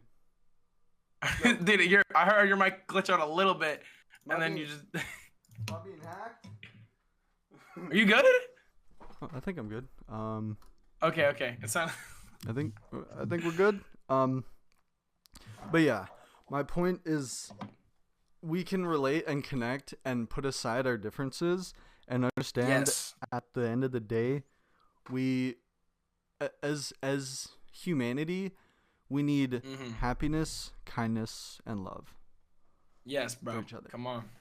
It doesn't matter the differences, bro. We're all humans, bro. Mm-hmm. That's what I'm talking about. We're That's good stuff. we may look different on the outside, but on the inside, we're all red and white and pink and whatever the colors of all of our flesh is. Carbon's cooking. Carbon's cooking. Come on. Are you gonna be the carbon dioxide in someone's life or the carbon monoxide in someone's life? I will be Come on. the carbon dioxide. Wait, which one's monoxide's bad, right? Yeah, monoxide is what kills plants. I'm pretty sure. Okay. Yeah. We're the dioxide. We'll be the dioxide. We will be the dioxide. Yeah, monoxide is what comes out of cars and pollutes the planet. We will be the dioxide. Yes. And you actually, I'll get this GD question out of the way first. Mm-hmm. Who is your least and most favorite GD content creator? Oh no! Oh gosh! All right. You just went on a tangent about love, and now who's your least favorite? Okay. Okay, least favorite. So I'm not gonna lie. I just wanna I want to be more broad with this. Just all the garbage shorts. Okay, because these guys. Okay, their channels are huge, right? Someone literally hit 10 million subscribers in 6 months. Who was that? It's Zedar. And Zeta. Okay, see that what? You're not gonna believe this. He has another channel. What? That's GD at like 6 mil. Wait, it has 12 million on this channel. Oh my gosh. Like this thing, right? People like Zedar. I think there's another guy called Brands. Yeah, Brands. Their channels, like, I don't think their goal is to really have a community, or their goal is not community or really Geomshash. It's just kind of like, I don't know. I guess it is money, but you don't make a ton of money off shorts. But if you're getting that many views, you are making money. So actually, bro is making tons of money actually. So it definitely, when you're making shorts like that, you definitely just want to make money and subscribers. And I guess I don't want to, like, you can have that goal. Just for me, that's not my goal. So for me, I feel like if I'm gonna say least favorite, I think that content's kind of just absolutely cooked. Like, it doesn't really provide any value for the community at all. I guess maybe it does get more people to play the game because the 2-year-olds watch it, but I don't know. I feel like that content is probably least favorite. Now, I remember Kai Guy.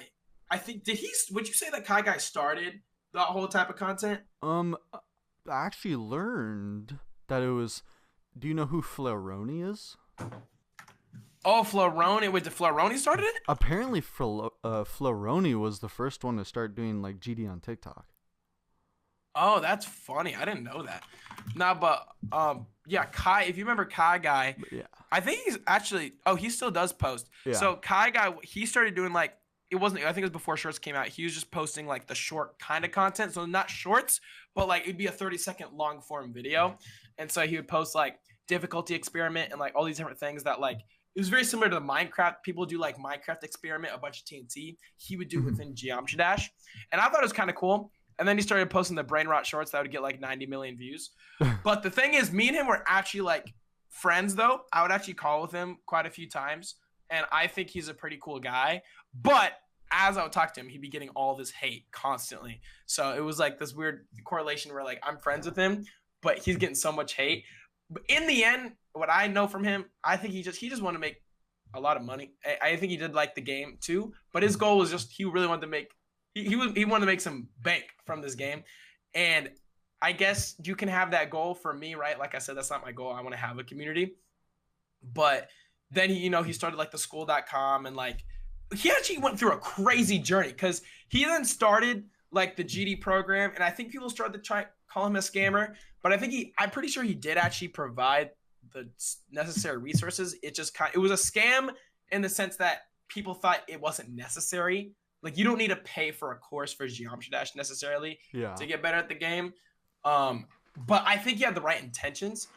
But then he went on to, like, I think outside of Geometry Dash, make crazy like programs through school.com where like he was making, I don't even like, I don't know if it's private information. I don't know if he told me or it's just out there, but he's making a lot of money from other courses. So like he found a way to just monetize in other ways. And I personally, from talking to him, I feel like he has a good like moral compass. Like I feel like he's just someone who I remember talking to. He just want to make a lot of money, but I feel like if he's doing a course, he's trying to provide value in a good way. I feel like, but he's the reason I brought him up was because I know he did a lot of the garbage GD. I just don't Yeah. like the shorts type of content because I feel like it doesn't provide a ton of value for the game. Honestly, yeah, I agree.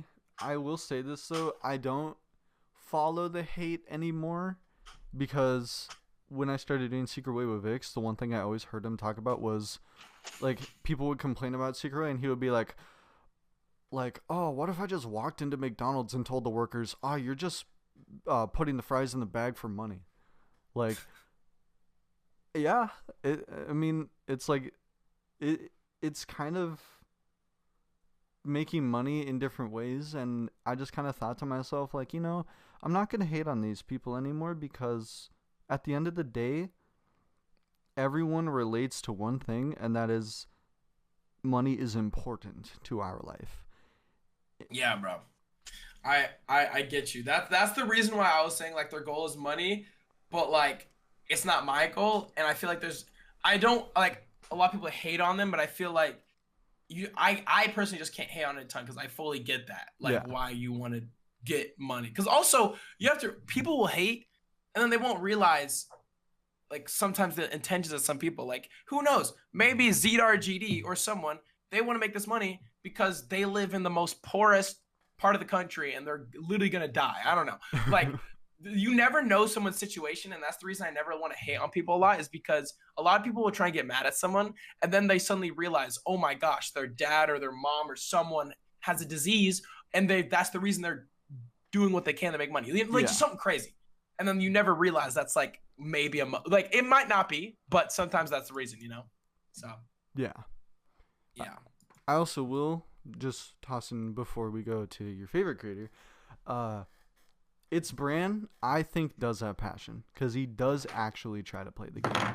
Like he was trying to beat Okay. one of the haze levels. I don't know if it was prismatic or chromatic, but he was trying to beat it on stream and actually not doing too bad. Like he was pretty consistent with it.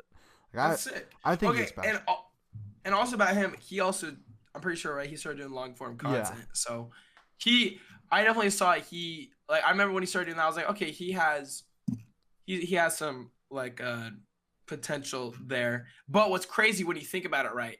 When he posts like, but because this is also the reason why I didn't like short form content like when it first came out is because for example he has like 7 million subscribers, his shorts get so many views, but his long form they still get views but not nearly what his sub count is. Yeah. And so what I hated shorts because I thought that's what kills your channel, but I think shorts are actually they're better than I originally thought because it's if you do it right. Like if you are good at shorts content but then you haven't done that much long form, obviously your long form's not going to do that well. But then I realized that by me doing short form content, because I started posting some shorts, that it actually is a good way to build your community more.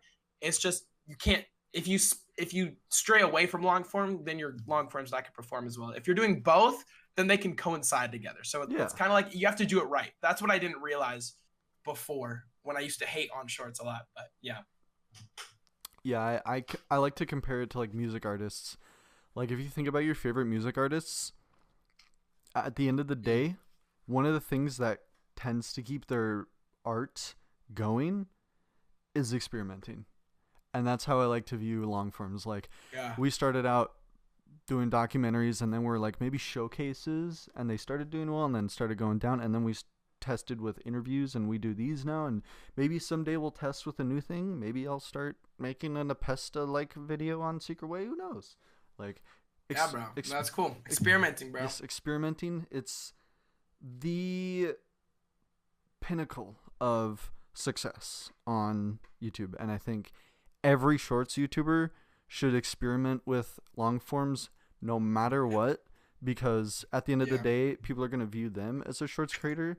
So if they have a long form that flops or a long form that does well, and they keep juggling until they find a balance, until that happens, it's like not a lot of people are gonna like give you negative attention for it. Yeah. No, I feel you. I feel you. That's good. Experimenting. The E word, my favorite word in the book. The E word. Yeah. I mean, that's how I started, bro. The piano player video. I just experimented with some random topic. Come on. Favorite. Oh, favorite creator. Man, bro. You're talking about GD favorite GD creator? Favorite GD content creator. Bro, my boy Vortrox, bro. Ooh. He really be killing it.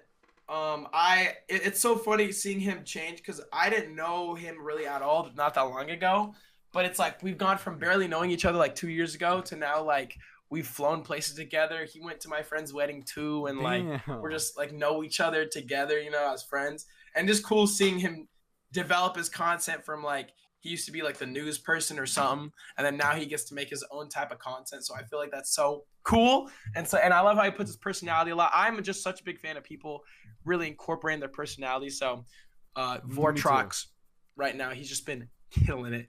And obviously if we're talking about personality, bro, Nepesta, obviously for the longest time, I definitely grew up watching a lot of Nepesta. Especially like I think I watched his whole Blade of Justice video that was like 2 hours long. So like, yeah, he's had some peak content. I feel like he's really good at just talking.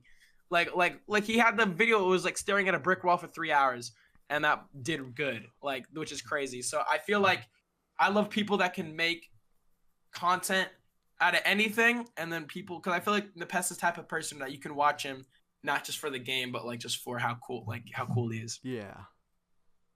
Yeah, Nepesta is a.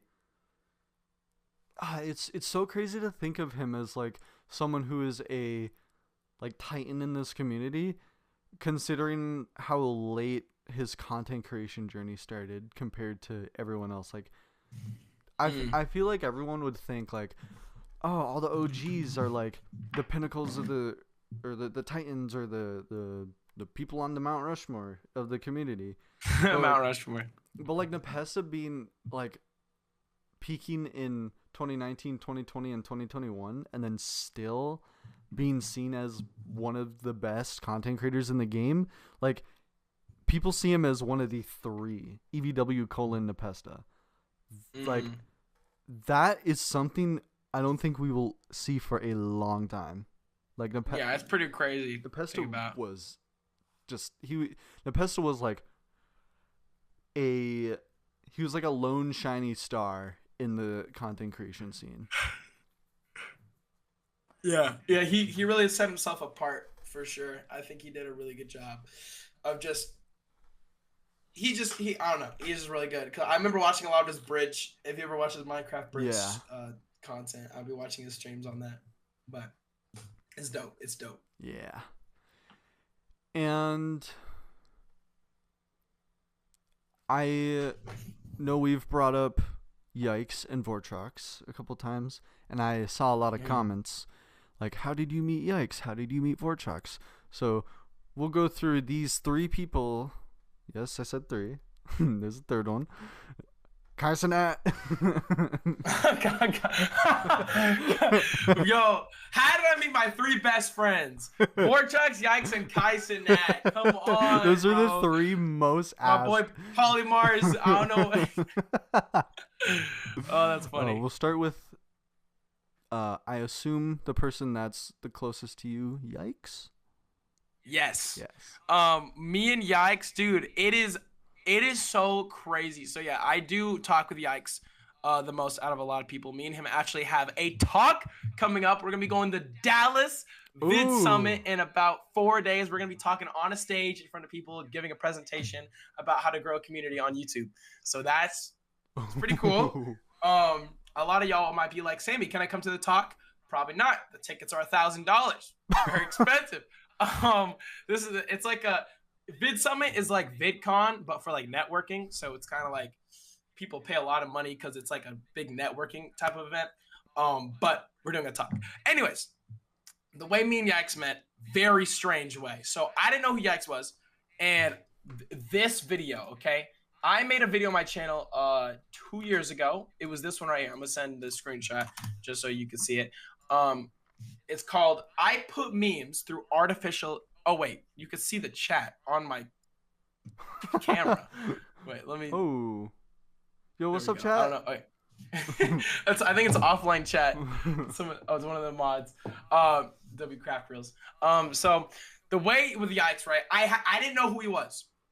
I have a video called "I Put Memes Through Artificial Intelligence." This is one of the videos I was working on that when I was growing in the geometry space, I'm like, I really want to do other content, right? And so other content wasn't really doing too well, but I was trying to make it work. And so this video is a pinnacle in that shift of being able to not just do GD, but like any content. And so basically it was when AI was first getting popular, right?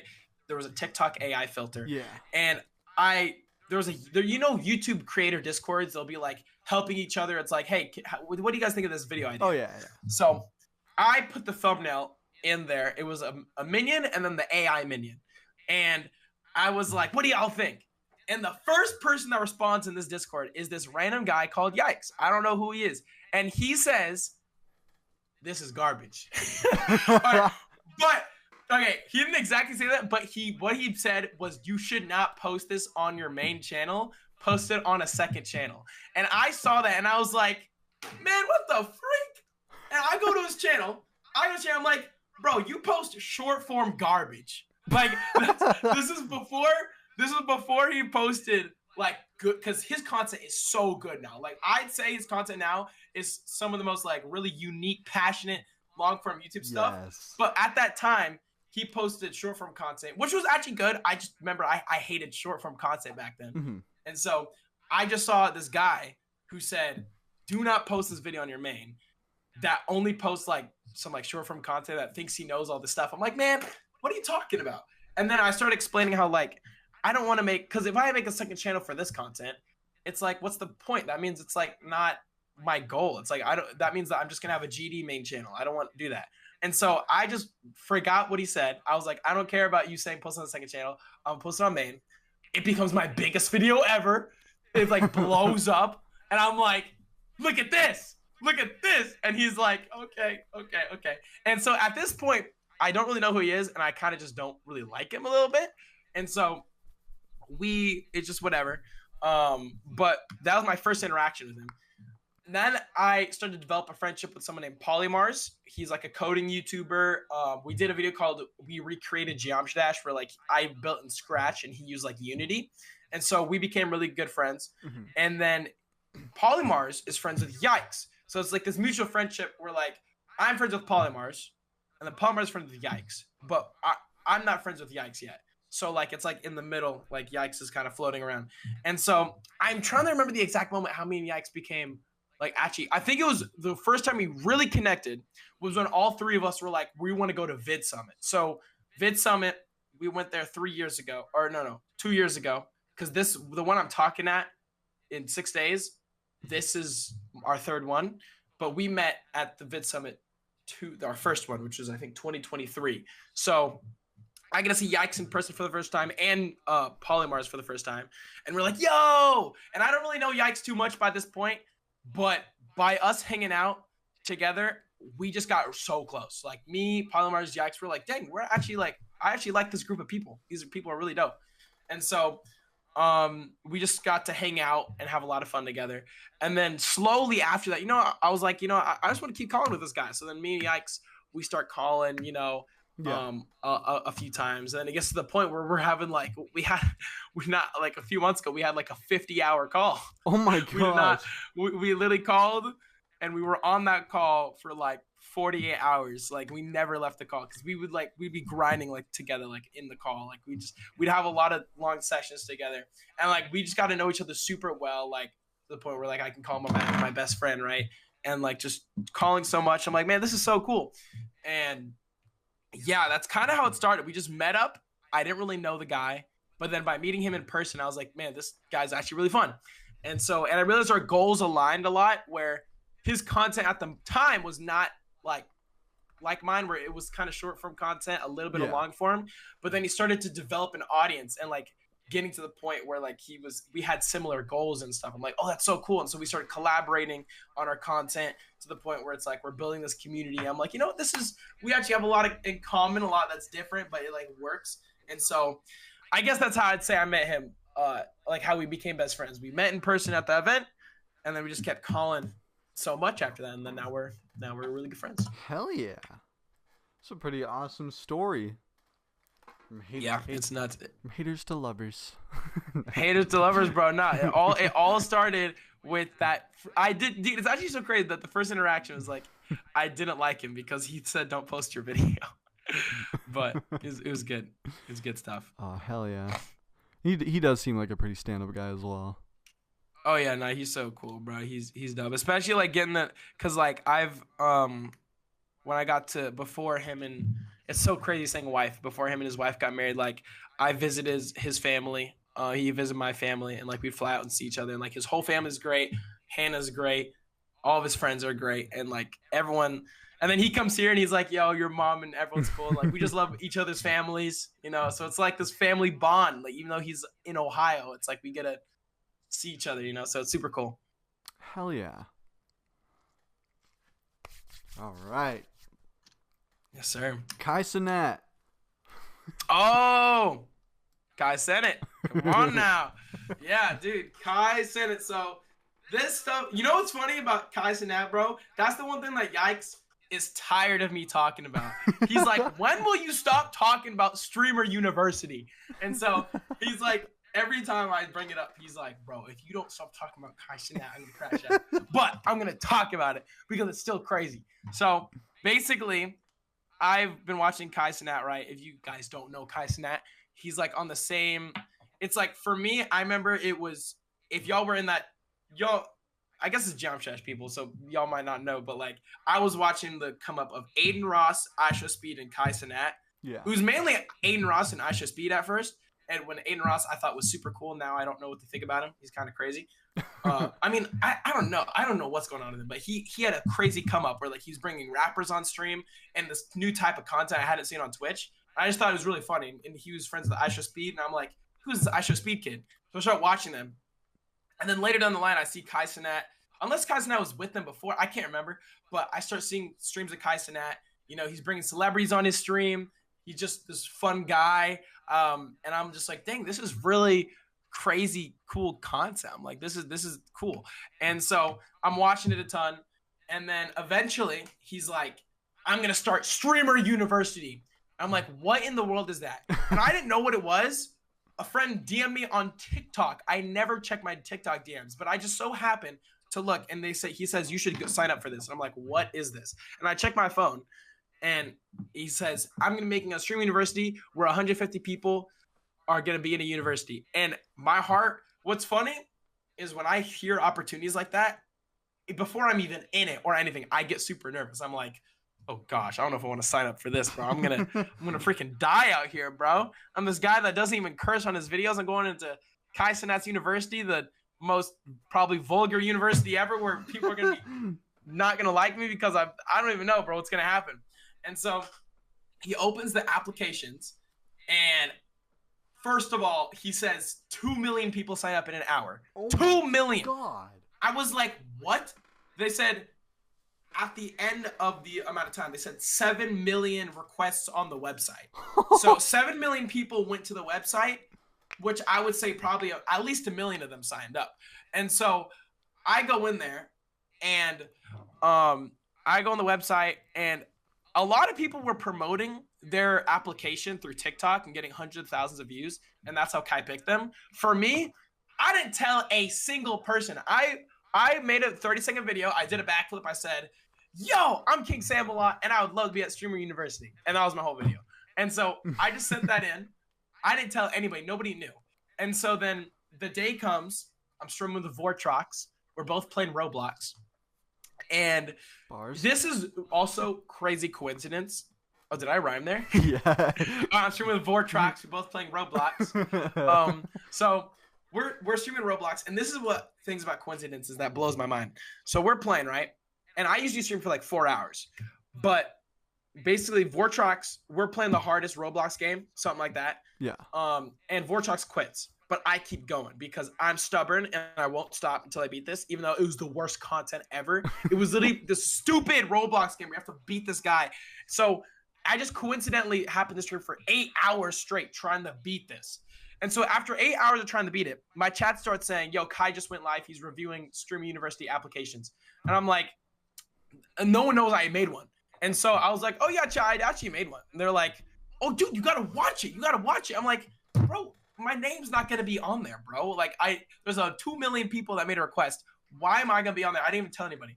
And so I stream, like, this is what's so crazy. I would have ended stream, but because of the stupid Roblox game, I streamed for 8 hours total to then watch Kai's thing. So then we're just watching. We're like, for like 2 hours, we're just watching Kai. We're just like, okay, chat. It's like I should have ended stream 3 hours ago. The worst stream ever. And then suddenly, I hear KingSammelot. KingSammelot. I'm like, who? Me? And so then I'm like, I get up. I'm like, no freaking way. No freaking way. I'm like, I start jumping around. I'm like, chat. I start freaking out. And because of that moment, he clicks on my stream and sees me. And then I look like 10 backflips. I start going crazy. And then I see his face. He's like, what is happening? And so that happened. I'm like, oh my gosh, I'm going to Streamer University. And so I'm just like nervous as freak because he's like, yeah, y'all are coming in a week to Stream University. I'm like, what? Like, why is it happening so soon? And so then I post the clip on TikTok. It gets like 3 million views or something like that. So then I build a little bit of notoriety because so like going into a couple people have seen my clip. And so I get there and man, Stream University was just a different experience. You walk in and you're in this room with like every single streamer like you see in Kai's community. Like I see Ray and like Duke Dennis and like Agent. I'm like, dude, they're like 5 feet away from me. And so I didn't do the best job. Like I'm like this happy guy, right? But like I try to be extroverted. But in that moment, I really did not talk to a lot of people in the beginning there because I was just like, it was so stressful. There's so many freaking people. And so they start the stream and then Kai says to walk into his office to get your stuff. And so I walk in there not knowing it was live yet. Like I thought we were just gonna get our stuff and then start a stream. But no, I walk into the office. I'm over here. I'm like, yo, and I realize Kai's there. I'm like, hey Kai. And then he's like, I know you, do a backflip. He's like, I know you, do a backflip. I'm like, well, I'm like, okay. So I just whip a backflip, right? And then he's like, do another one. So then I do a cork, and I'm just like flipping. And he's like, oh my goodness. And then he's like, you want to play for the football team? I'm like, yeah. And he's saying all this random stuff. And I'm like, how is this happening right now? And keep in mind, there's 600,000 people on this live stream. Like, actually insane. And so I'm just already hyped. Before that, actually, I forgot. When we got to our hotel room, I forgot that was my first interaction with Kai. I wish I got it on recording. Me and my cameraman, it was so crazy. It was a friend from high school who last minute I got to fly with me as a cameraman. Yeah. But we're in our hotel room. We're like, dude, there's no way this is happening. And then we hear people walking. Or no, we go to get food downstairs. So we open our hotel door and Kai's just right outside. That was my first time I met Kai. I open my hotel door and he's just like there. I'm like, I don't know what to do. And he's like, shh. And he like daps me up. He's like, I'm like, what the freak just happened? It was a first contact with Kai. And so I was like, this is crazy, bro. So then the next 3 days of Stream University happened. Random clips, doing flips with Duke Dennis. My roommate gets trashed by an agent. They pour laundry detergent in his eyes and he's causing chaos. There's raw eggs all over the floor. There's Bang energy drinks all over the hallways. Rakai is trying to break into my dorm. I'm throwing water on Rakai and Jamal is right next door. I'm hitting the gym with Jamal, Speed's brother. And like, I just don't know, like there's so much happening. I'm like, it's just every second, it's just like a fever dream. Like it's just such a crazy experience. And then the borders of the university just shrink. It's like Fortnite, where the borders right start really wide, Yeah. fans can't come through. The next day, the fans can touch you now. They can kind of fling their arms at you. And then the last day of Streamer University, the borders are gone. There's these kids running all over campus that aren't even part of Streamer University. And like I don't know who's a Stream University student or a random kid. And so like it was like the storm was shrinking. It was kind of scary, but I was kind of fine because I'm not gonna say I'm at the level of everyone else there, right? The fans are there was one kid. It was so cool. There was a kid who made like day one of KingSammelot trying to get his attention, and I remember watching his video, and then I see that kid, and he's like, KingSammelot, bro, it's me. And I'm like, oh my gosh. And so that was the one kid that actually recognized me. That was so cool. But dude, it was insane. I felt like a celebrity because I'd be walking to class with Ray and Rakai. Yeah. I'd just be walking to class. And there'd be 300 kids on either side of the security guards trying to stop them. Like, God, like they're screaming. They're screaming. They're like, Ray, Rakai, oh my gosh. And I'm just like walking with them. Like, am I supposed to be here? Like, there's no way I'm supposed to be here right now. And I'm just like absolutely losing my mind. And so we get through that whole experience. It was super crazy. We got a couple really good clips out of it. But I was just like, man, that's insane. And so that ends, and I go back to my normal content, and I'm like, okay, we're chilling. Cool. I could have capitalized on it more. There's a lot of clips I didn't post because, like, I'm so bad at posting TikTok clips, bro. Like, it's so easy, but at the same time, so annoying, and I did not post enough clips from it. But basically, after that's over, next thing I know, KingSammelot's doing his 30-day Mafia-thon. We're trying to get 1 million subscribers on Twitch, $5 million total. That's crazy. Insane. LeBron James is going to come at the end of his stream. And so I'm like, oh, that's cool. And then people start sending me clips where they're saying, Kai is sending Streamer University students to the house. I'm like, what? We're doing this again? I'm like, oh my gosh. And so I think nothing of it. I'm like, he's not going to send me. Next thing I know, my friends, Ray and Cal, really good friends from Streamer U, they get sent to the Mafia-thon house and they do a bunch of stuff. I'm like, what? So then I'm like, nah, they were just special, right? So I'm going about my day, and then I wake up on Sunday for church, right? Mm-hmm. I check my phone, and it says, KingSammelot would like you on tonight. I'm like, what? Tonight? Yes, I get a text saying, we want you on stream tonight. I'm like, what? And so I send them all the details, and then we go to church, right? And then at church, they send the flight details and say my flight's in like 3 hours. I'm like, what? I get the flight details 3 hours before the actual flight. So we get out of church. We're like, bye. You know, worship was awesome, but we gotta go home. And so we get everything packed. And what's so crazy is in that time of like a few hours, we were able to talk to a friend from church who embroiders on hats and clothes and make a custom Mafia-thon KingSammelot hat for him as a present before we went. So we got all that done, and then we get on the plane. I'm on this plane. I'm like, bro, this is freaking stressful. But I had a better mindset going into it. For Stream University, I didn't know how to act. I didn't know what to do because I felt like I had to be like everyone else. So there are a lot of moments during Stream University where I felt like I was trying too hard to be like the other streamers. But my goal for Mafia-thon was I'm literally just going to be myself, bro. I'm not going to try and I'm just going to I don't know what that means, but I'm not going to try and be someone else, right? Mm-hmm. So I'm just on the flight. We're going there. I arrive at the hotel. And what's crazy is the other Streamer University student that was there is a friend of mine. They could have been anybody else, but it was a friend of mine. We're like, yo, we're both here, bro. No way. This guy named Shello. And we're at this hotel, very nice hotel. And I'm just like, bro, where am I? And then we get a text and they actually delay it to the next night.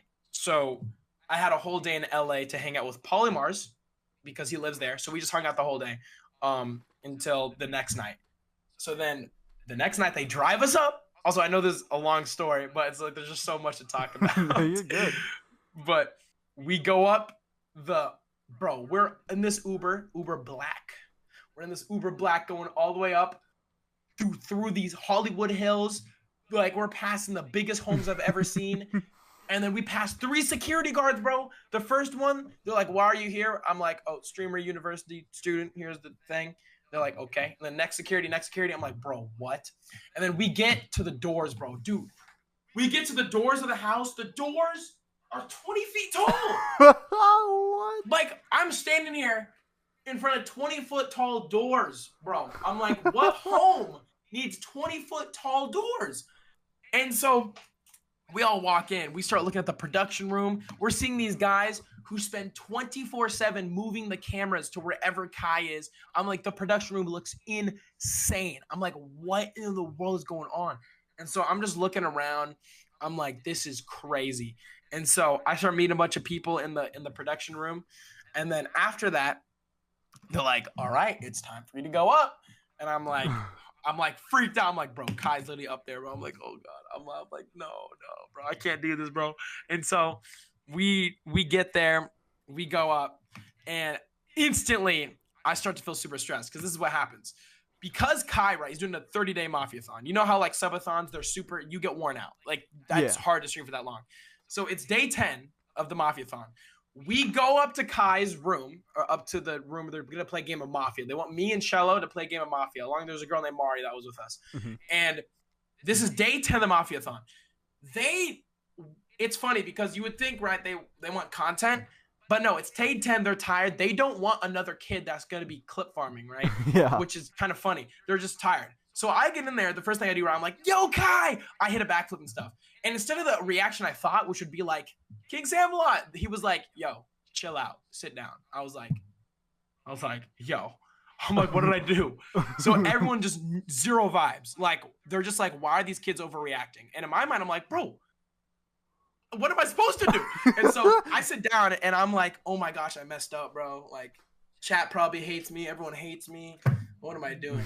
And so I'm sitting there, right? And then my friend Shello, what he had done is he took a watermelon from the production room and he was trying to do his own clip farm. He's trying to smash the watermelon to open it up like as a bit. He tries to eat a watermelon. And I would think, funny bit, right? You know, I don't know, just trying to eat a watermelon. But then Kai and everyone's like, stop doing that. And it's so, bro, that's the reason why streaming is so stressful is because you have a live audience seeing you. And in terms of like Shello's situation, my situation, the streamer that you're there for, that you love, is like telling you to calm down. And we're like, oh my gosh, bro, we're screwing up, bro. Because it's like, we feel like we have to do whatever they like in order to have a good like look. And so I'm watching Shello bust open this watermelon and seeing everybody think he's annoying. And I'm like, oh gosh, this is not. And you can see the chat on this big monitor, big TV screen saying, who are these losers? Kick these kids out. And like, it's so toxic. Like, you have to really be mentally prepared for things like this. And so I'm like, holy crap. And so we start playing Mafia, right? We start playing. I'm like, you know what? I'm not gonna try and clip farm. I'm just gonna like, maybe it'll be a bit loud, but I'm not gonna try and like push too much, right? Mm-hmm. So then my first moment kind of comes, right, where I'm like, chat, I will do a backflip for every sub in the chat. And then Kai was like, do it, bro. Chat, he's gonna do a backflip for every sub. And I'm like, oh my gosh, something that he actually thinks is cool for once that he's not gonna say don't do. Because imagine I said that and he was like, kid, sit down. Like, dude, but finally he was like, yeah, no, it already hurt enough from the first backflip. But he's like, he's gonna do a backflip. So then the infamous moment happens where I start doing backflips. I'm like, 1, 2, 3. I start hitting all these backflips, right? Yeah. And there's an actor called Marlon Wayans there, okay? I didn't recognize his name at first, but he's a very prominent actor I've seen in movies. And it was already crazy seeing him. But while I'm doing the backflips, he's like, hey, yo, I got a watermelon. Can you do a watermelon? Can you do a backflip with a watermelon in your hand? And I'm like, what? And so in that moment, I pick up this watermelon. It was the watermelon that Shello brought. Oh. And I'm like, okay. And so I try to do a backflip. And instead of holding it the whole time, I just whip it across the wall. It just splatters all over the ceiling. It's just all over the ceiling. And I'm like, oh, shoot. And then I just fall to the ground. I purposely fail the backflip. I'm just going to lay there. And I'm just like, Mr. Marlin, what did I do, Mr. Marlin? What did I do? and then I'm sitting there. I'm like, oh, no, was that a bad bit? And then I start to hear Kai be like, that was a W clip. And I'm like, okay. And bro, that's why streaming stuff is so stressful, because it's like, it's almost like every moment I'm just relying on if Kai and like Marlon think it's funny. Because it's like, if they don't, then they don't like you and the chat doesn't like you. And man. so after they said like W clip, I'm like, okay, that was cool, right? And so then the night keeps going on, and I started to realize that, cause it's funny using the term clip farming in general. It's like, clip farming is like, you're trying to farm a clip. Yeah. And so I started to realize I should only really like clip farm right if the other guys think it's funny. So like, right, imagine a scenario where instead of Marlon Wayans giving me the watermelon, I just did a backflip with a watermelon. That would have been so cringe. Like, I would have thrown the watermelon and they would have been like, what are you doing? They would have been mad. But because Marlon Wayans said pick up the watermelon, then it was fine. So it's kind of like I was learning I should only do stuff if they kind of incentivize it. Yeah. So that's where I kind of went the rest of the night. Then I'm trying to wrap it up because I've been talking for so long. Oh, you're good. I hope if you guys are watching this, I hope you guys are somewhat interested in what I'm talking about. I'm so invested. I'm like trying to input like a room in my head with you and KingSammelot and all these other people and like the watermelon, like just putting it in my head, and it's like I'm so invested. Okay. So to try and get to the other points too. After the watermelon clip, we keep playing, and luckily I get to the end of every Mafia game. So I'm kind of like, I don't want to say main character, but like I have a lot of screen time where I'm not like off the game, like in the game of every game. Mm-hmm. And so in the last game, this is where everything kind of spiraled. There was the last people in the game were a singer named Kalani, who's a famous singer who was on, and Ray. And if you don't know Ray, he's someone that Kai met a while ago in Japan, and now they're besties. I don't know if you've seen clips of Ray. He's an Asian kid that just blew up. And he is known for being somewhat of a crash out, but basically it's Mafia, right? I'm a civilian. If the way Mafia works, you have to vote out the Mafia. Mm-hmm. I'm civilian, and I have to figure out if Kalani or Ray are Mafia. I have no idea. Kalani is she's like, I'm not Mafia, Sammy. It's Ray because like blah blah blah. And then Ray's like, I'm not Mafia. I'll suck a like. He starts saying the most gay stuff ever to try and tell me he's not Mafia. He's crashing out. I'm like, what is you doing? He's like, I'm not Mafia. I'll freaking eat a blank if I don't. Like, I'm like, what is you saying right now? And so by this point, he's yelling at me so much that also I'm just gonna. Well, actually, I'm not gonna say that, but I'm trying to figure out. Okay, Kalani's being calm. Ray's crashing out. Is he crashing out as a bit to fake that he's Mafia? Is Kalani acting kind of calm to pretend that she's Mafia? I have to figure out who's Mafia. And I have to try and vote out Mafia, right?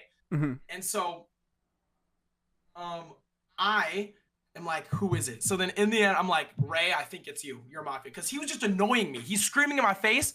I'm like, oh my gosh, I just want to get this guy out. So I get Ray, I vote him. And he's like, what is wrong with you? You're so stupid. You're stupid. You're stupid. He starts crashing. I'm like, oh my gosh. And so he gets put on the stage. And then I vote him out. And then the host says, Kalani was Mafia, and she wins. And I was like, I just fall to the ground. Dude, Ray comes up behind me, takes his shirt off. I'm on the ground. He starts doing this. You're stupid! You're stupid! You're freaking... He starts whipping me. I start getting whipped on stream, bro. I'm like on the ground, and he's just like... And because if you know Twitch... There's predictions. So there was a prediction, will Mafia win or not, with 500 million channel points on the line that I sold. So you already know the whole chat hated me even more now for selling the game. And so I'm on the ground getting whipped while the whole chat's calling me a simp for Kalani for believing her. It was insane. I was somehow now a simp because But it was insane. The chat hated me so much. I was like, oh my gosh. I was like, dude, dang it. And it wasn't because I did a clip farm like before. Now I was getting hated just because I was bad at this game. I'm like, oh my gosh. And so I'm thinking it's over. I mean, it was somewhat of a good moment because it was whether it was bad or not, it was a big moment. But I was in the bad part of it. And so I'm like, man, I'm so cooked, bro. So then after that, we were supposed to go back home. But for some reason, Kai had another bit to do with us. where we were gonna go and hit drones with tennis rackets. I'm like, that's some rich stuff right there. And so we go out there to the pool area, and then Ray is still pissed at me. He's like, "You sold." I'm like, "Bro." So I'm around the pool. Suddenly, like this is the pool right here. Yeah. I'm standing here. I don't realize Ray's right behind me, Oh. and he just goes, I know "Oh!" this. I know this clip. Yeah. And I just push it full, all clothes on, fully just pushes me into the pool. I'm like, "Oh no, he didn't, bro." And so then I get up to try and drag him in the pool, but I think he was actually mad because in the clip he actually puts fists up to try and fight me. I'm like, what in the world? I'm just trying to grab him, put him in the pool. But then I start like to notice the chat switched a little bit from like everyone hating me to like, "Yo, you're doing too much to Sam now. Like Sam doesn't deserve this." And I was like, "Oh my gosh." And so all that happens, and I'm just like, what is happening? So then I go home soaking wet. But before I go home, Kai had us come on and give our like emotional speech, right? Because he has everyone do a speech, which to me was crazy. Like doing, because I remember watching him do speeches like last year and all these years. And so I get to give my speech. My speech was like about how it doesn't matter if you're famous or not. It matters on who you are on the inside, and like whatever I was talking about. Yeah. And so, and then Shello's talk was about how if you got to be homeless, if you got to kick your mom out of the house, that's what you got to do. I don't know what he talked about, but he talked about something crazy. But I give my speech, and right, the whole chat, that's why you just cannot look at the chat, because like if they don't know who you are, you get a lot of hate. So like the whole chat's just like, "Get this nobody out of here," yada yada yada, whatever stuff. But then by the time I was going back home, I looked at the chat, and all the chat was like, "Give Sammy clothes. Sammy needs clothes. Give him shoes." And I realized like I wasn't fully hated anymore. I was like kind of like the chat kind of liked me because I got pushed in the pool. Yeah. So it kind of changed a little bit. And so I went back to their house to get shoes and my backpack. I left my backpack with all my stuff at the house. And so I was able to get that back. I went back home. But after I went back to the hotel, I was just like, man, it was insane. Like to me, I feel like it was a crazy, I think, positive experience. Like it's just so stressful because if you're someone, Kai invites a celebrity, everyone likes you already. They're like, "Oh, it's this guy." But if you are a small streamer like me and you just get thrown in there, it's like me getting thrown into a big friend group that already knows each other. It's like I have to figure out how to make it work. And so I feel like I kind of made it work because by the end of it, like after the pool, getting pushed in the pool and all these things, like that I wasn't like fully hated. Now somewhat known. That was another thing too, because at Streamer University, Kai never said my name. He did not know my name, and I only saw him for like 10 minutes total because like he'd be like, "You're the guy who does backflips." I was never able to say I'm KingSammelot, right? And so I saw him for a total of 10 minutes during Streamer U, but it was like a 4-hour segment at the Mafiathon house, and so I got to like say my name and stuff. So he would like call me Sam, and that's when people in the chat actually like knew who I was a little bit. And so I feel like what I gained from it was just like kind of being known a little bit more, but just a crazy experience, bro. It was nuts. I'll say personally, I much prefer just growing slowly than like going onto these stressful, like it's cool, but man, it's like you got to be prepared, bro. So yeah, that was my time at the Mafiathon house, then the KaiSammelot journey, so it's crazy, bro. It's crazy. Oh my God. I got so immersed into that.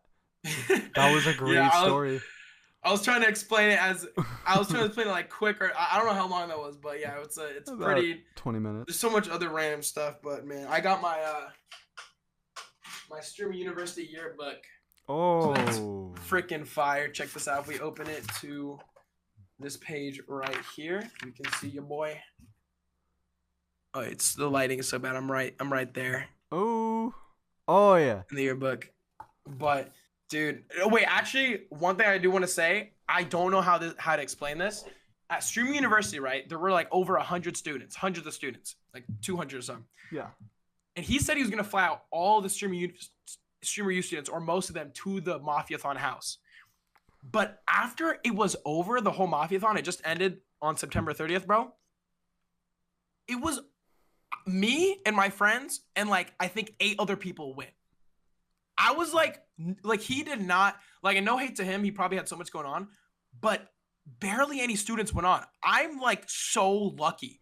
Like 90% of the students did not go on the stream. So I don't Ooh. even know how I got on. Like I was under the precedent that like they were gonna go on over the next 20 days, but like no one went on.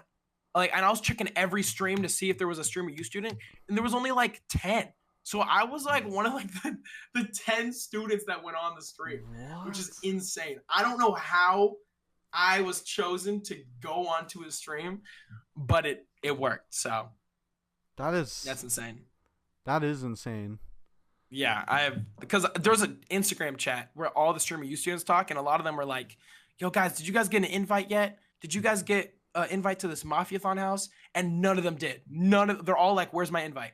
And I don't know how I got it. I genuinely have no idea how I got it. So Oh, that's pretty cool. That's pretty cool. he's the guy that does backflips. Yeah, it's the guy that does backflips. Get him in. But yeah, Oh, it's what good a- stuff. what a ride. Yeah, Oh my bro, god. that's the Kai Cenat journey right there, bro. That's a whole 20 30 minute segment on our second channel. Yeah, bro. Oh yeah, y'all have a second channel? Yeah, we stopped uploading on that because we got the little YouTube demonetization because they think we're reusing content even though it's our clips. So we got to Yeah. take care of that. That's cooked. But also, you're talking about going to the Streamer University. Are you going to VidCon next year?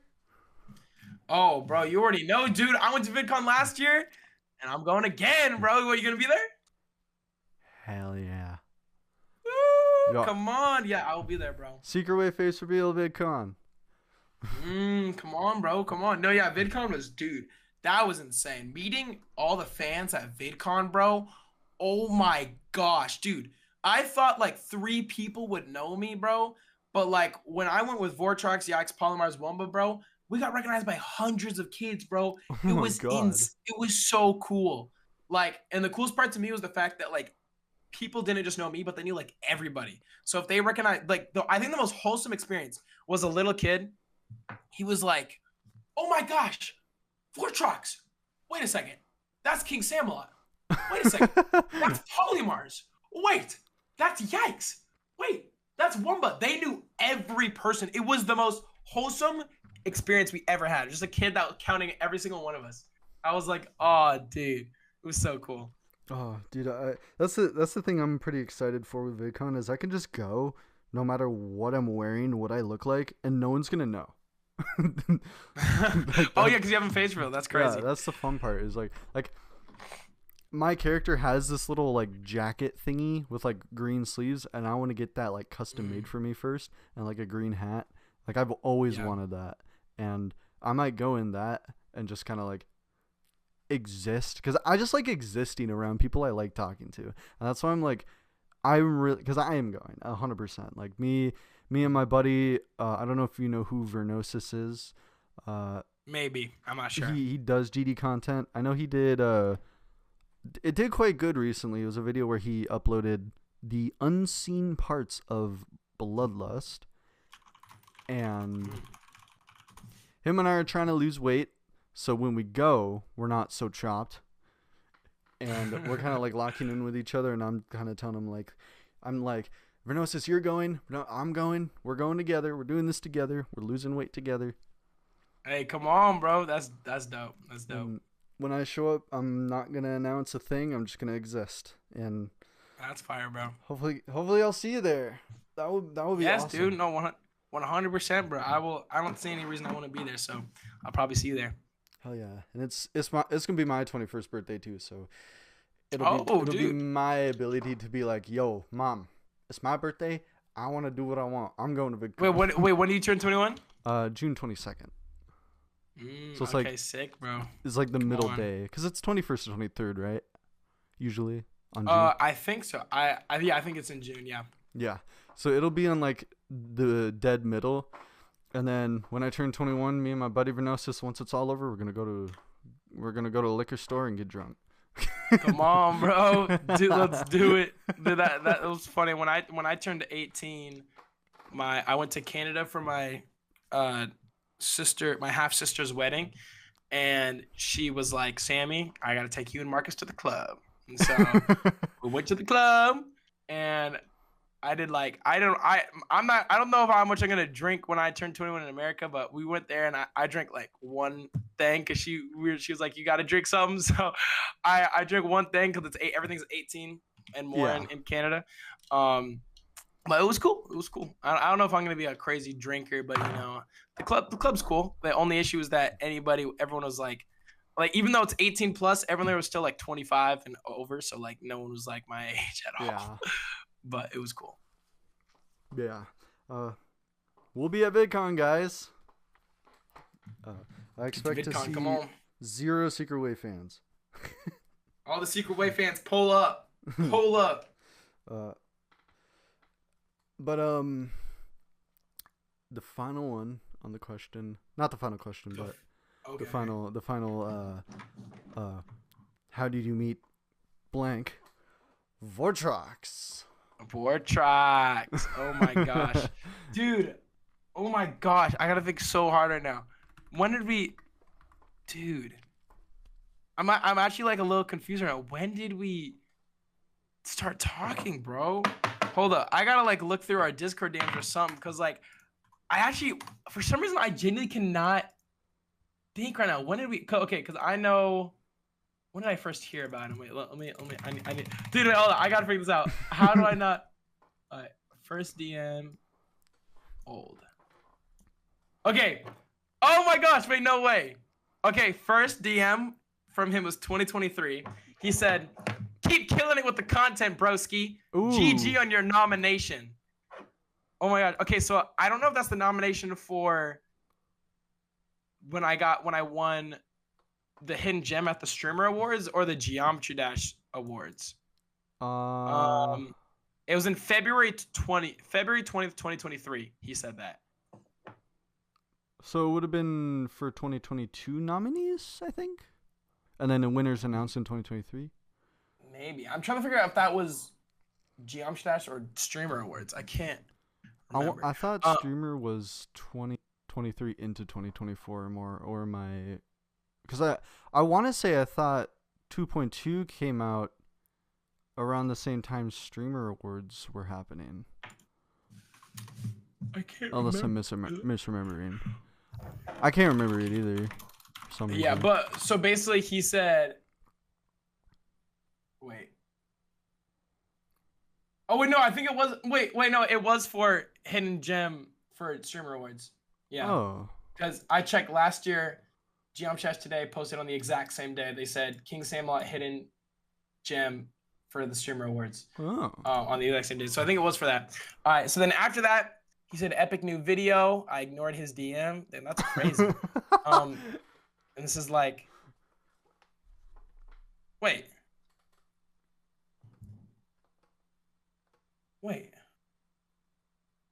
Oh, wait. Is this one? Okay, wait, hold up. One of his first DMs was saying, "What's this all about?" And it was about Vid Summit. Mm-hmm. The thing I was just talking about. And he said, "Yo, what's this all about? I want to go to a convention." And I said, "Yo, are you going?" And he said, "I'm gonna look into it." Wait, is that when we met through Vid Summit? Wait, what? Wait, hold up. Yeah, he's saying, he said, wait, why am I so lost right? I thought. Okay, sorry. I'm getting super lost right now because I'm trying to figure out. No, you're good. Is that how? I think. No, okay, no, he didn't go to Vid Summit. Okay. I was so confused because I don't think he didn't go to Vid Summit. But okay, one of the first things. Dang it. Okay, I really cannot figure out when we started talking. My goodness. Yeah, I think we just. Man, I'm just looking through our DMs. It's all just like, I cannot. I think one of the first times we got really close was like when he flew down for my birthday, because I did that whole birthday video where it was like my mom surprised me and she flew down. Yikes, Polymars, Vortrox, and like all these people, right, for my birthday. And I think that's when we got closer. And it's crazy. My mom just set that up without me knowing. So we got way closer during that. One thing I want to say about Vid Summit though that I just remembered was that when I stayed there, I think it was the last time I stayed there, at the Airbnb, I was sleeping. This is everyone tune in for the next 2 minutes, okay? You ready? I was sleeping, right? And I'm sleeping and I'm having dreams at this vid summit where I don't know, it's raining, man. Like it's raining. I'm like, why is it raining, bro? And I'm just like, this is so crazy. Like it's like I got water and I wake up with a little bit of water in my head. I'm like, oh, the dream was real. And so then I get out of bed, look up, and the ceiling fell on me. What? There was black mold within parts of the ceiling, and a chunk this big of the ceiling had fallen onto me on my bed while I was sleeping. Oh. It was insane.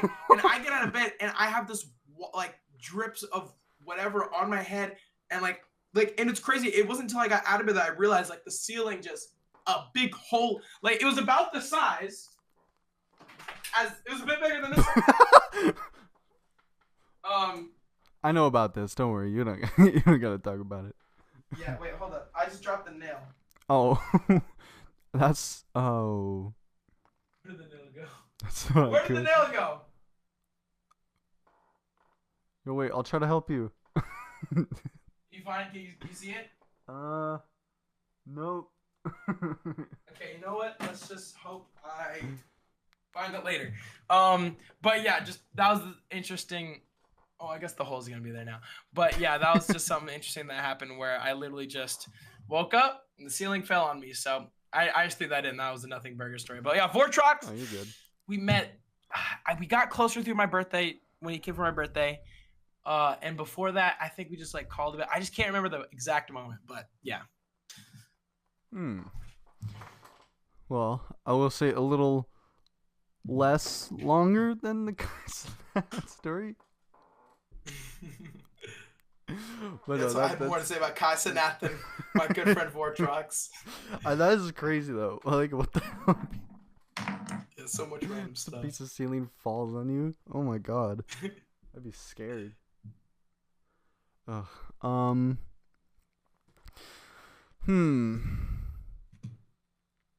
What's the plan for a 1 million subscriber special? Oh, brother. Dude, okay, so as most people know, or not most people know, so or maybe, I don't know. At 10,000 subscribers, I made Moon Fries the music video. And then at 100,000 subscribers, I made Jazzy Juice the music video. And so my brain was like, I'm gonna have a banger song for 200K. Oh, never mind, it happened too quick. I'm gonna have a banger song for 300K. Oh, never mind. 400K. No, actually 500K. No, 600. No, 700. No, 800. And I never made one. Another music video for 700,000 subscribers, bro. It's been my last music video was 100K, and so now it's by this point it just has to be 1 million. So for my answer, I want to put together a third music video for 1 million subscribers. It's just been so stressful because this was annoying me. Jazzy Juice took no time. I made that song in such a short amount of time, and then I made the lyrics, just goofy lyrics, right? Took no time. I'd say it took like a few days to make that whole thing, but the music video took a little bit longer. Yeah. But because it's been so long, it's like I feel like I have to one up it, and it's not that I don't think it'll be that hard to one up with all the stuff I know now. But like I've been overthinking this song. It's been like 2 years. Like every now and then I'll just be like, maybe this melody could be the song. No, maybe this could be it. No, and I just have to decide on something. Like I'm losing it right now. So the goal for 1 million is to have 1 million subscriber music video and song. I just don't have the song. I don't have the name. I don't have the music video yet. So I just have to sit down, write a melody and chords that I really like, and just turn it into fire, make some lyrics, and just make a music video. So I think it should be possible. All right. You should give us the full meal. You got the fries, the juice. You should give us the burger. The burger, dude. People were asking burger, or just call it Muga. Maybe I just call it the Muga because that's been the prominent.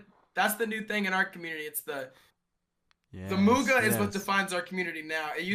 What's so funny is so Muga is an emote and that's popular on Twitch, and then but my community uses it the most because we just think it's hilarious. And so anytime we're raiding someone, we're just like Muga raid, Muga, and like it's just such a funny word.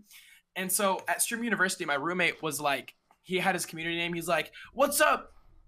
Uh, I don't know I don't forget what he called his community, but he said, "Yo, yo, yo," and he's like, "Sam, what's your community called?" I'm like, "I don't know." Like I was like, "I don't know what my community's called." I was like, "I thought it just called the KingSammelots." I don't know, and he was like, "Nah, you need a name." And then I look at my chat, and they all just start spamming Muga, and I'm like, "Oh my gosh!" And so by that point, we were like, "What's up, Mugas? The Muga community." And so now we're just like the Mugas. So How yeah. wholesome. Wait, what did you ask? Oh, yeah, that was the wait. Yeah, let me control Z. It was, what's the plan for 1 million subs special? And you went on about making a I put song that for on because Muga. yeah. Maybe the next song will be called Muga. I don't know, but I really do want to get a song out for 1 million. I think it would be fire. That's still the goal. I gotta plan it out. But yeah. Sweet. Before I go into this next question, I was actually going to talk about this at the beginning. To everybody watching, we pushed doing one of these with Sammelot like 5 times. Like yeah. You were number 6, and then we got. And then I was 7. And then yeah, you or no, wait. So you're number 6, and then we got, I want to say, Ice Cave to be number 7, but then we got Space UK, and Vix was like, we got to do Space UK early. So I was like, maybe we flip Sammelot and Space UK so we can have Ice Cave and Space UK back to back, and do Ice Cave first and then Space UK. And then I was like, maybe we should do Technical after Space UK, because Technical kind of has like a correlation, because like he was a top player and Space UK was a hacker. So then you were number 10, but then Vix and I were like, wait, we should do one with each other for 10. And so you I just did that. You went from 6 to 11. Like, I think we made a group DM the first week of September. And this is recorded on October 2nd. That's fire. That is fire. Yeah, there's a little bit of the lore in these interviews. There's a lot of pushback that we do. Like, oh, what? Oh, can you see me? Yeah. Oh, you became an OBS logo. Am I OBS right now? Yeah. Wait, hold on, I'm trying to. Oh, maybe that's why. Encountering bugs. 1 sec, chat. We will be back shortly. I need one of those Don't worry, chat. stream overlays that shifts over. I should get like an animation of me and Vic sitting at like a podcast booth where we're just like sipping on coffee. We're just sipping on coffee. All right, chat. I think we're back. You're still OBS for me. Oh! Oh my god! That scared me. I'm sorry. No, I'm sorry. That was fun. I just really wanted to turn this on for 2 seconds. Oh, dude, see, I didn't have my. I hate that. Oh my god, I can't even. Okay, I'm not trying to make you feel bad, but I think I have a fear of eyes. A fear of. Wait, let me. Like when someone's like staring at you with wide open eyes. Yeah, like, I have like that freaks you out. Yeah, like I have a fear of that. Like when I see that, I'm just like, ah! Oh my gosh! Hey, that should be a timestamp that right. If you saw that moment, then you won't forget that. Timestamp that. 592 Sammelots. Fire. Oh yeah, I was asked in the Discord by the people who made this. Do you remember being DM'd a while ago by this person about a 65-minute long level, and that you were trying to name it, like this list of names for it, and you picked? Wait, this is a comment on. This is a comment. It was, left? or no, this is a. Well, this is a comment that the creator of the level left, but you were DM'd personally to pick a name. One of them was, if you remember, Cornbread Travel. It's Wait, a 65 person. Wait, a I thought. 65-minute Wait, level. and out. Was I supposed to make a part in it? Oh no no, they were just asking you for the name, and you picked Cornbread Travel. And Who was the person? I forgot his name, but apparently you picked the name Cornbread Travel, and the level's finished. 65 minutes. It's like in a verification race right now. There ain't no way they're calling it cornbread trap. They're calling it Cornbread Travel. Bro, what? I gotta figure out what this level was again, bro. Oh my gosh, there's no way. I remember There there's like ain't no way. there's like a bunch of good names. Bro. and Cornbread travel. and the dude I gotta beat that. the owner of it was so nice that I just like, okay, I have to bring this up around KingSammelot. Like I No, have that's to. hilarious. I gotta play cornbread. It was fun. That's crazy. I got a private copy and I got to play it in practice and like bought it. Like I'm gonna have it in the background of this video. This will be the first one, and Oh, it's gonna be new. back. Oh, It's gonna be new B-roll for our stuff. It's not made for that, but I did ask if I could get a private copy for it. It's a very fun level. yeah. Wait, I just realized in the interviews, yeah, you have like, oh yeah, there are levels in the background. Yeah.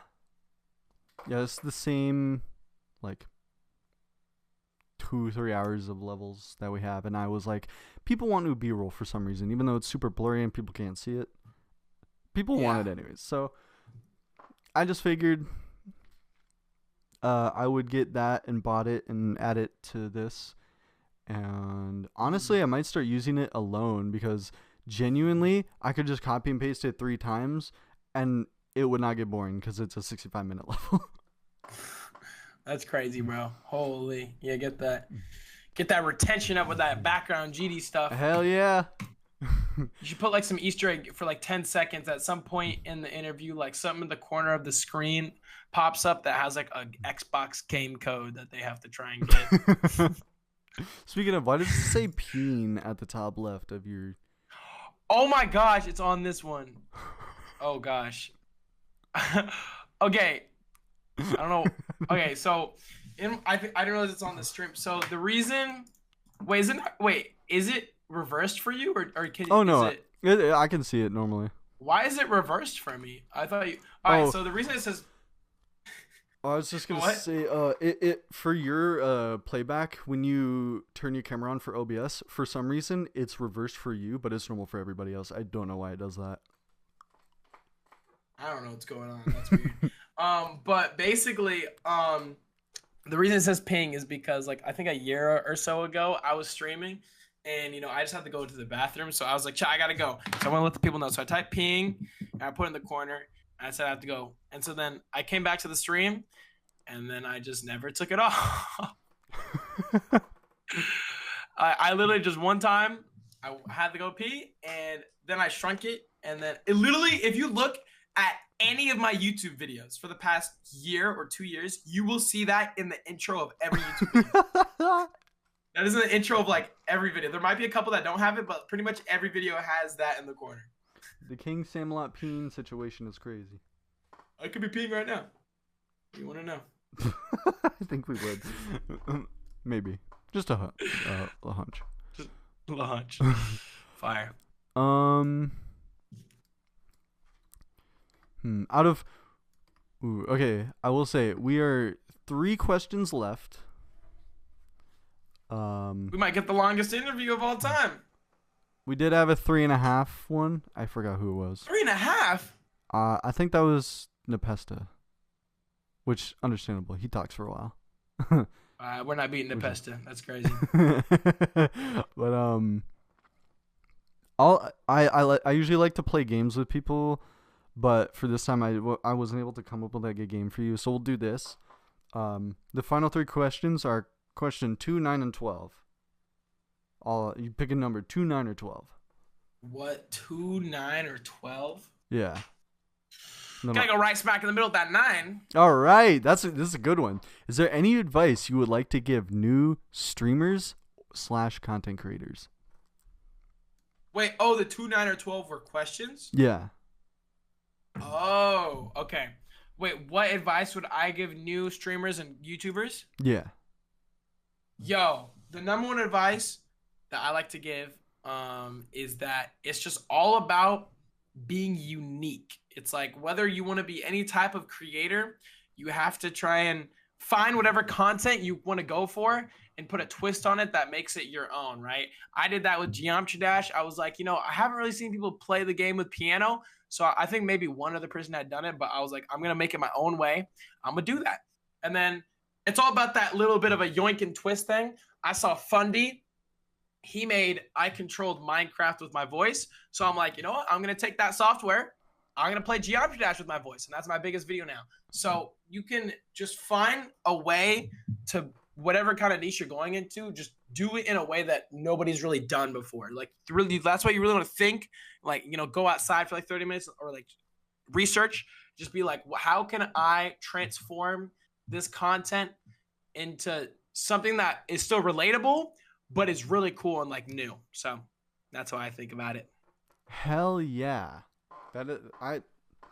That's probably exactly what I would have said. Is literally just be what would I have said? I would have said be unique in a way where you can still kind of follow a trend. Basically, like, experiment. I mean, it goes back to experiment. The big E word. Big E word. Big E word. Always experiment. That is going to be your success. And it doesn't even apply to YouTube either or streaming. It applies to everything. If you just keep experimenting, someday you'll hit some if you just keep on doing it. Come on. That's what I'm talking about. Yeah. Hey. Are you still doing the podcast? Yeah. Hello. We're here. How's it going? What'd you say? How's the podcast going? Oh, it's going so well. Ben says hi. Hi, Ben, say hi. I'm about to have He's just casually saying hi through the hole in my wall. Oh, free nuts? Yeah. Thank you. Have a great rest of your podcast. Thank you, Mom. Thank you. Yo, W Mom. W Mom. Oh, I wish there were more questions now. There's only 2 left. The 2 and the 19, right? Yeah. Oh, it's 2 and 12. Oh, 2 and 12. All right. Do you want to pick 2 or 12? 2! Ah, dang it. No, whoa.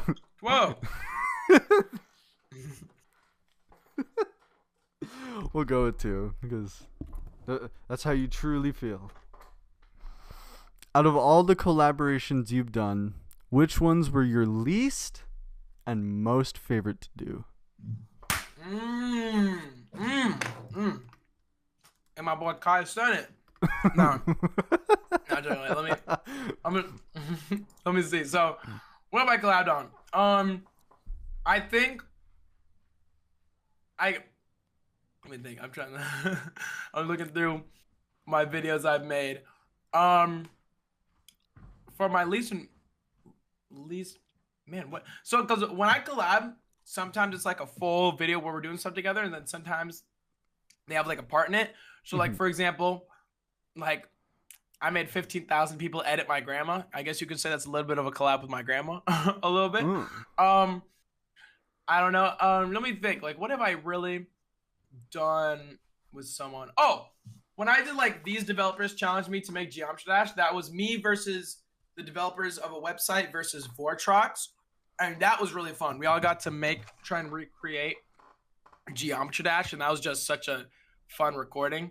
And then I did that similar thing with Polymars, where we both recreated Geometry Dash as well. I think those were really, really fun.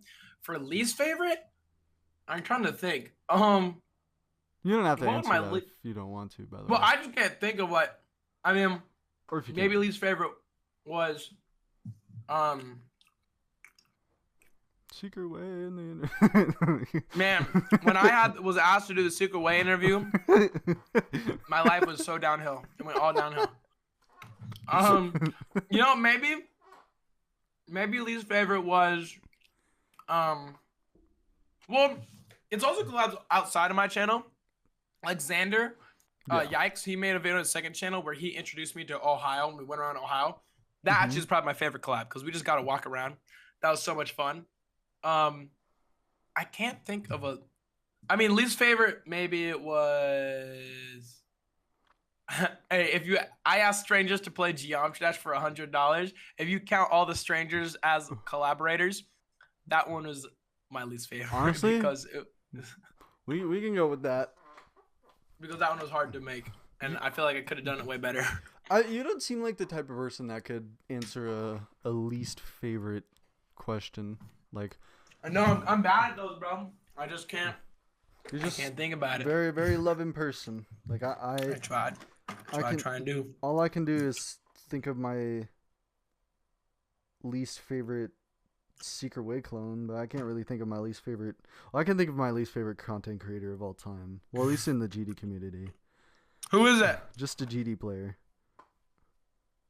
Oh, just the G. Oh, Yeah. That's the guy. Wait, Yeah. wait, did that guy get canceled? Yeah, he. I don't want to be quoted on this, but what I remember hearing is that he blackmailed FNM04 after he was being like sexual towards him, like without his consent, and blackmailed him into keeping it. He was like, "I'm gonna strike all your videos down if you bring this to light." But FNM04 brought it to light, and he's gotten out of it.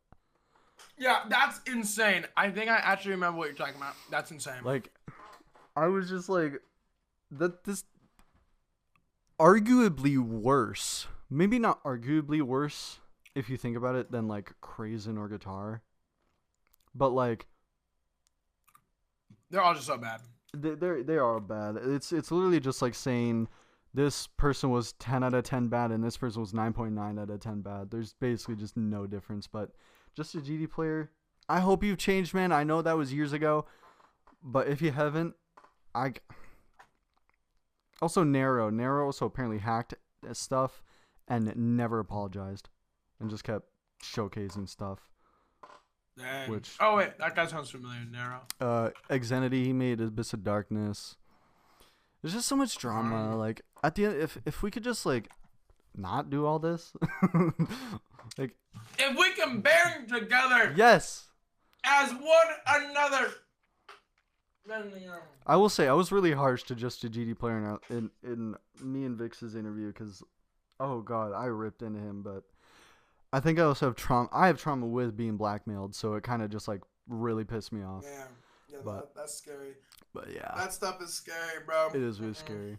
But if I get blackmailed, I don't care. Release stuff. I haven't done anything. I don't think.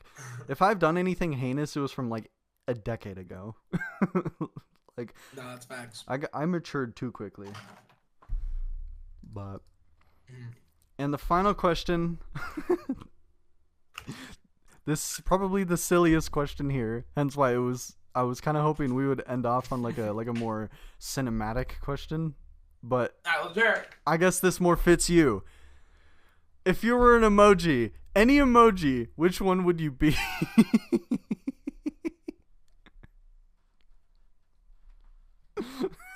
Yes. Yeah, I was waiting for you to turn and look at it. Yo. Oh God!